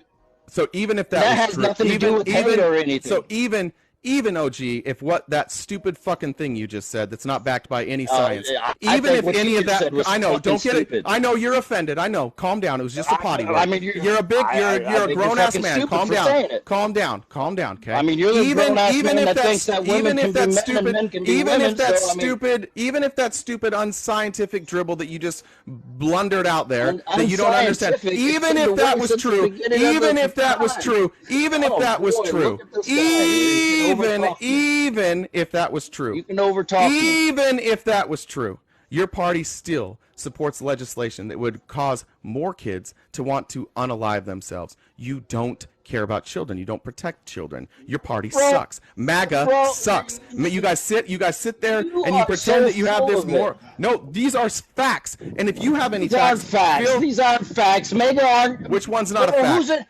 Am I in your house affecting how you raise your kids? Which one's not a fact? Is school responsible for raising your kids, or can I put on my kids what I want to put on my kids since they're my kids? They're responsible for educating your kids for the world that they will enter. And educating them on what? And telling them that they can be the opposite sex? Hey, OG, did you know that you learned about pronouns in school? Hey, do you know OG, did you know that you learned about pronoun? Don't answer a question with a question. Your questions are fucking silly. OG, did you know that you learned about pronouns in school? I'm not even going to answer the question. What's a pronoun, OG? Explain to me what a pronoun is. A pronoun is a plural, whatever. I don't have the definition, bro. You don't know what a pronoun is? No. I'm glad you have such strong opinions on using pronouns when you don't know what the fuck a Well, I pronoun know is. I know my What's a pronouns are pronoun? he, they. Of course, your pronouns wouldn't be he, they. It wouldn't Okay, make any it's not sense. They she, would be. they. Your pronouns are probably he, him. Yeah, Do you know what that well, means? I mean, even Do you know what that him, means? So it let me means that explain I'm a how male. pronouns. Let me I explain how don't know pronouns because work now. I am I'll OG explain. and I am 50 years old and I come from the Jefferson area where you say what you feel and my opinion may not always be correct and I don't need it to be correct all the time, but I do. OG, And here's the thing. OG, Here's the you thing. use pronouns every day. You use pronouns every single day. Okay, thanks. Let I me mean, give you I've an been in example. school for So 30 when years, so. when everybody in my Discord is making fun of you, they're like, "He sounds stupid." That's a pronoun. He Well, sounds I'm not the stupid. smartest guy, man. I mean, I Well, think I know, I'm pretty but wise. you're really But confident for a guy that's really well, of undereducated. course, because I'm 51 years old, man, and I made it. Well, I was show locked some up. I was humility, in prison. dog. And what do you Show mean some show humility. humility? I built myself up, man. I got No, a good show some house. I got humility a right good now. job. Show What some do you humility mean? right now, dude. You don't know what you're You want talking me about. to And you have agree? strong What opinions. are you talking Be about? My humble. opinion. Well, Be humble. I told you were right. There's no evidence that's come out about the election. There's no. I mean, obviously, there are some things about the laptop. There's some truth, but what I see in 51 years of living and knowing the people that have voted for Trump, they would not agree. They would not hurt a child. I didn't They would say. not. Wait, hold on. Okay. That's not my claim. My claim is that you guys vote for legislation that hurts children. And so if your area is run by MAGA, your child is less safe. Well, I mean, legislation. I mean, when they pass it, bro, they're passing it at midnight, and there's a lot of things No, in dude, it. I mean, legislation happens on this legislation happens on a local level. School board, like these laws being passed are by school boards. It's on a local level. It's not happening at midnight. Stop. Not everything is a conspiracy theory, dude. The one thing that you could learn from this, OG, is to start saying I don't know a lot more, and instead of having an opinion on things you don't know about, just look them up. You came on here and had opinions on like 10 well, things, and you didn't know anything about any of those things. You're not humble. And you can talk shit about liberals all you want. You can talk shit about us all you want. But the one thing you can't say about me, OG, is that I didn't show up knowing what the fuck I was talking about today. That was you. And you're not humble enough to just say, like, whether you don't have to admit I'm right, but what you should be able to do is admit that you don't know what you're talking about. You're not educated enough to come up and argue, but you still got heated. And you still did argue with absolutely no ammunition.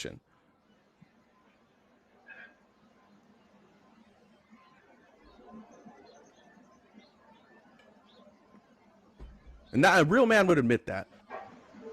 I do admit that. I All do right. admit that I lack in a lot of information, and I agree with you guys. I agree with most of what you say, even about healthcare.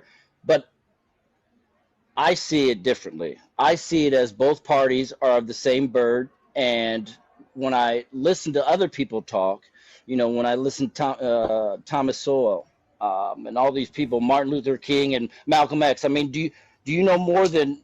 I mean, what did Malcolm X? What are you making that face for? I mean, some of these. Yeah. If you had a black leader, who would you listen to? If I you mean, had Malcolm. black people. Yeah, I mean, Malcolm X wouldn't agree with any of the shit you guys are doing. Well, I mean, at the end of the day, I'm not a part of anything, man. I'd help anyone and I'd do anything for anyone, no matter what your label, what pronoun, trans, whatever. I don't believe in all that, but that doesn't matter. I still can disagree with you and still not wish any ill harm on you or anyone else. And I think I think people see Trump as an outsider coming in, and they may not know the full details on what's come out because media does lie. I mean, but that's the problem. All of you guys think because he's an outsider, he's honest. That's not what makes you logical. think It's Joe not. Biden Wait, is hold so on. honest, Hold though? on. I don't. I'm not saying he's honest. But the logic behind he's an outsider, so he'll tell us the truth. There's no logic behind that. That No, doesn't the mean logic that he's literally never doesn't passed mean any anything. legislation, or that he's never been in Congress. He's never passed any laws. He's never been. I mean, sure, he's given money to politicians, so but he was unqualified. Well, and I think a lot of it too. I don't agree with anything that everyone says, but when you talk about what Donald Trump did say, he did tell us that our government was screwing us over, and he said that more than one way. Yeah, and but I he was listened to him. but he was screwing you over And that while may he be did true. it. And that may be true also, but that's 4 years of screwing us over compared to 30, 40 years of being screwed over. And that's all I'm saying. When you look at the comparison. Okay, but you're still supporting him, right? No. Who would you vote? If it's Biden or Trump, who are you voting for? I would 100% vote for Trump. I couldn't vote for Biden. See, and that's the crazy thing, because no, it's not crazy. It is crazy because Donald Trump legitimately tried to overthrow the government. He lies to you every single day. Could you tell me? And I asked you, tell me one thing Joe Biden's lied about. You couldn't come up with one. Well, I mean, I didn't say that I knew exactly all the evidence that's out there, but it does appear that there's some text messages. Are you saying the text messages from the Biden or his son and saying about the big guy Joe and this and that aren't true? It doesn't say big guy Joe. You added a word in there. Well, I mean, whatever. I'm not verbatim, but at the end of the day, it says 10% from the big guy, and yeah, we don't know either what that meant. And but don't you even want to look into that? Well, here's the thing, OG. We have looked into it. We're still looking into it, and there's been no evidence. Like, do you know what the SARS report? You probably don't. I'm just going to tell you. SARS is suspicious activity reports. Okay, so the Republicans got access for suspicious activity reports with all of these accounts that were linked to like the Biden crime family, which is stupid because they've literally not been convicted of a single or even credibly accused of a crime. But they looked at all these activity reports and they went through all the evidence that we have. And you know what they found? That they can't get anybody to say that Joe Biden got money, and they can't show that any money went to Joe Biden. They can't even show that Joe Biden did anything more than get on the phone with his son and talk about bullshit. There's nobody that's come forward and said that like he talked to him about business. The closest we have is somebody saying like, yeah, Hunter Biden basically said, I'm going to prove to you guys that I have access to my dad at any time, and would call his dad, and his dad would bullshit with him on the phone. And that's it. That's not a crime. But do you believe, let me ask you just in your opinion. I mean, can you speculate? But that was also, that phone call also took place when Joe Biden was not in office. He wasn't an elected official at all. It was in 2017. He had no power. There's no crime there. Even if Joe Biden would have known about his son's dealings with Ukraine and was getting a kickback, it wouldn't have been a crime because he wasn't in office. And you believe that evidence is not there, and you don't believe that there's no wrongdoing of 30, 40 I believe years in evidence politics. when evidence exists. I but if they're I don't covering up, how do you speculate on know if they're evidence not that covering doesn't it? I mean, exist.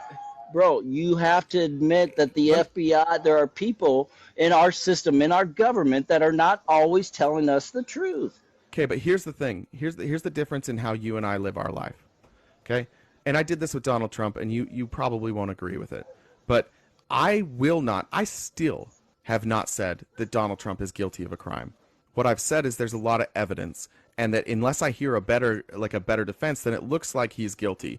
I literally only judge what's happening based on the facts that I can confirm.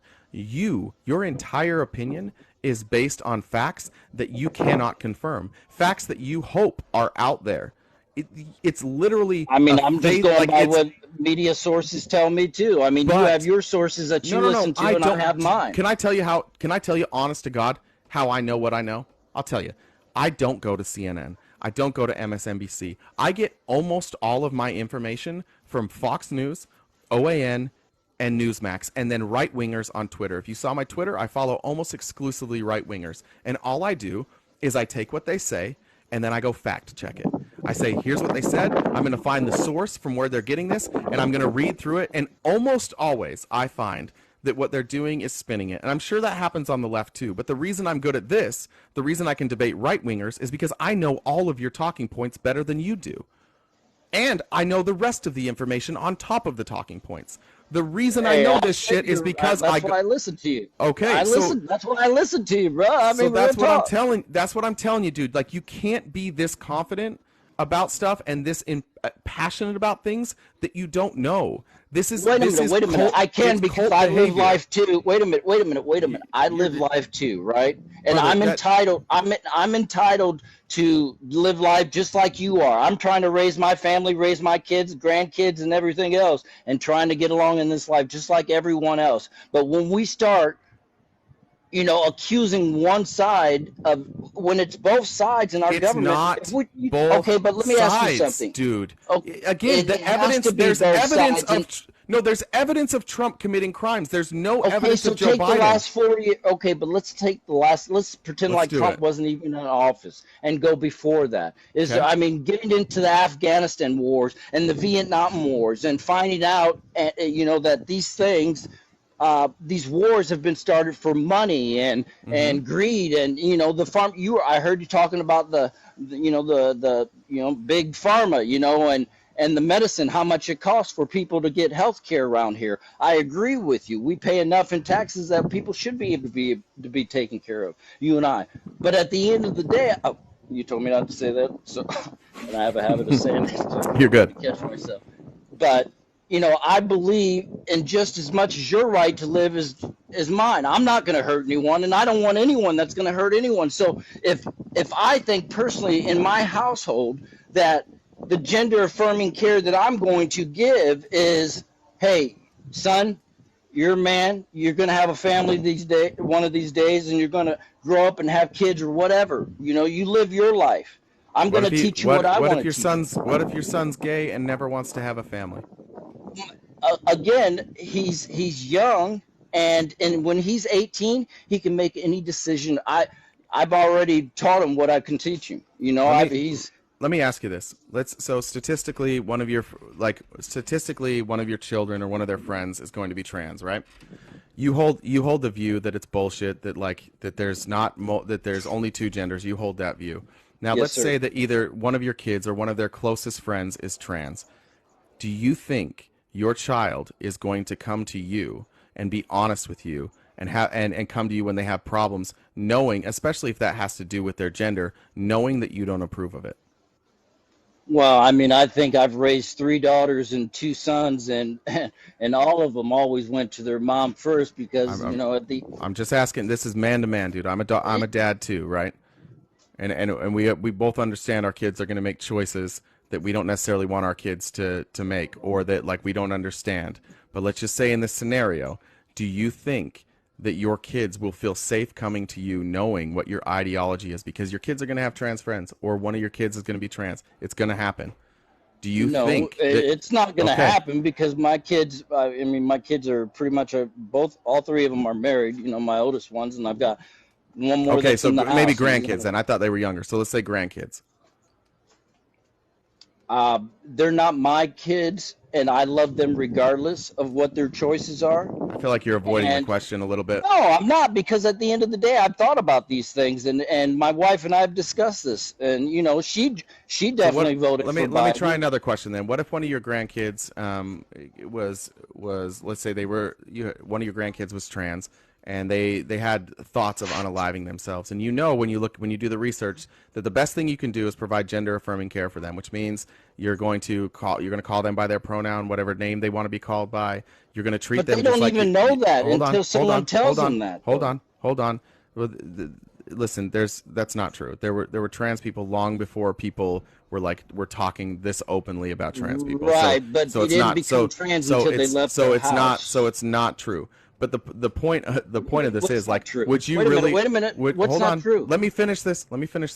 The point is, would you say, if you knew that gender affirming care was the best way to keep this person from wanting to unalive themselves, would you then call them by the name or the pronoun they choose? Or would you stand on your morals and be like, that's okay?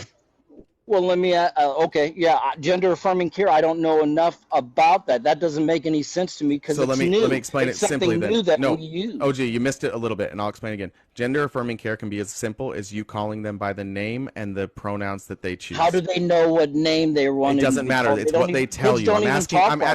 OG, I'm asking you, if they come to you and say, these are my pronouns, this is the name I want to be called by, and you know that by calling them by that name and accepting them with that name and with those pronouns, that they are less likely to want to unalive themselves, would you choose to call them by the names and the pronouns that they want, or would you stand by your opinion and risk that maybe they're gonna want to unalive themselves?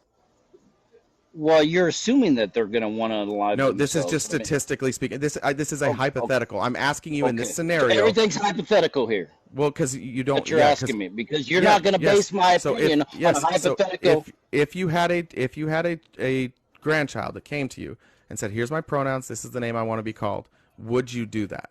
Would you call them by the name and the pronouns that they wish? I really don't know. I think me, myself, and I would be, because I'm old school. Now, I mean, if they're going to unalive themselves because of their grandfather not calling them by their pronoun, that's a bigger problem than me not calling them a pronoun. That's a little too specific. But people generally, sometimes when they don't feel accepted by society, they don't want to live in society. And so when I said at the beginning of this, there's a lot of people. It's not just trans, though. I know. Let me finish. When I said at the beginning of this that Republicans support things that put kids in harm's way, this is one of the things I was talking about. You're not able to set your pride and your ideology aside to help your own grandchild feel more comfortable. Obviously, it's hypothetical. I'm sure you're a great grandfather, and then this hypothetical. And I honestly, OG, if we're being honest, I think if this happened to you, I think you would call them by their name, and I think you would call them by their pronouns, because you would see the pain in their eyes. You would feel the pain, because it would be very real. And when you were confronted with this in person, I actually think you'd do the right thing. I don't think you're a bad guy. But this is the problem, is that a lot of times before we're confronted with this, before we've experienced this, we have this knee-jerk reaction to oppose it because it's weird and it's different. And that's why I said keep children away from MAGA. And I'm talking about areas of MAGA, because not all children are safe when an area is controlled by MAGA. But my problem is you're assuming that these kids, I mean, first of all, I don't know what age group you're talking about. As far as that goes, that would be like grandpa, and who would be teaching them? I mean, my kids watch Miss Rachel, my grandkids, I should say, watch Miss Rachel and everything else. So, at the end of the day, I don't know who would be teaching them that when they come down and we play games. So my kids watch Miss Rachel too, and bad news, dog. They talk about pronouns. Miss Rachel. Yeah, they talk about that. So. I mean, at the end of the day, it's helped my grandkids learn how to talk, and I love Miss Rachel, and at the end of the day, I want them, but. I have a group of friends that's older guys. I'm going to make this as a joke. I'm running out of time, but I just want to make a point here.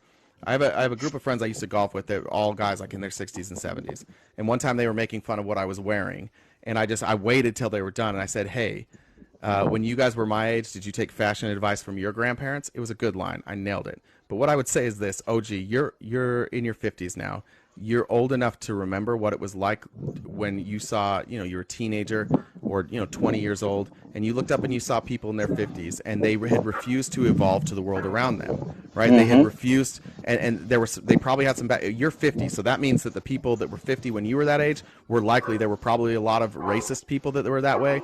There definitely wasn't support for people who might have been gay. They may have had certain thoughts about certain people from certain countries, thoughts that you knew were backwards at the time. I'm telling you that you're now that guy. We will always have to evolve. We will always have to absolutely. Evolve. And you Every have now 10 years, become, if you're not growing, you're learning. And I'm saying you don't have to be that guy. You can keep evolving. You didn't have to stop whenever you stopped. You could keep going. I haven't stopped. But that's why I'm on here with you. But yeah, and that's what I'm saying. Be more open-minded about all of this stuff. I promise you, it's not like it's not lefties trying to like ruin your world. We honestly, but I don't think it's righties trying to ruin the other. I don't think it is either. I think you're a good guy, but I think you have bad information, and that bad information is leading to legislation that hurts people. Yeah. That's all I'm saying. Think about it. I got a hard cut off. I got to go pick up my daughter. I appreciate it. Thanks for letting me yell at you and say bad words. I appreciate it. You did a good job sticking through. I appreciate it, OG. Yeah, no doubt. We'll holler again. All right, brother. Be well. All right. Yep.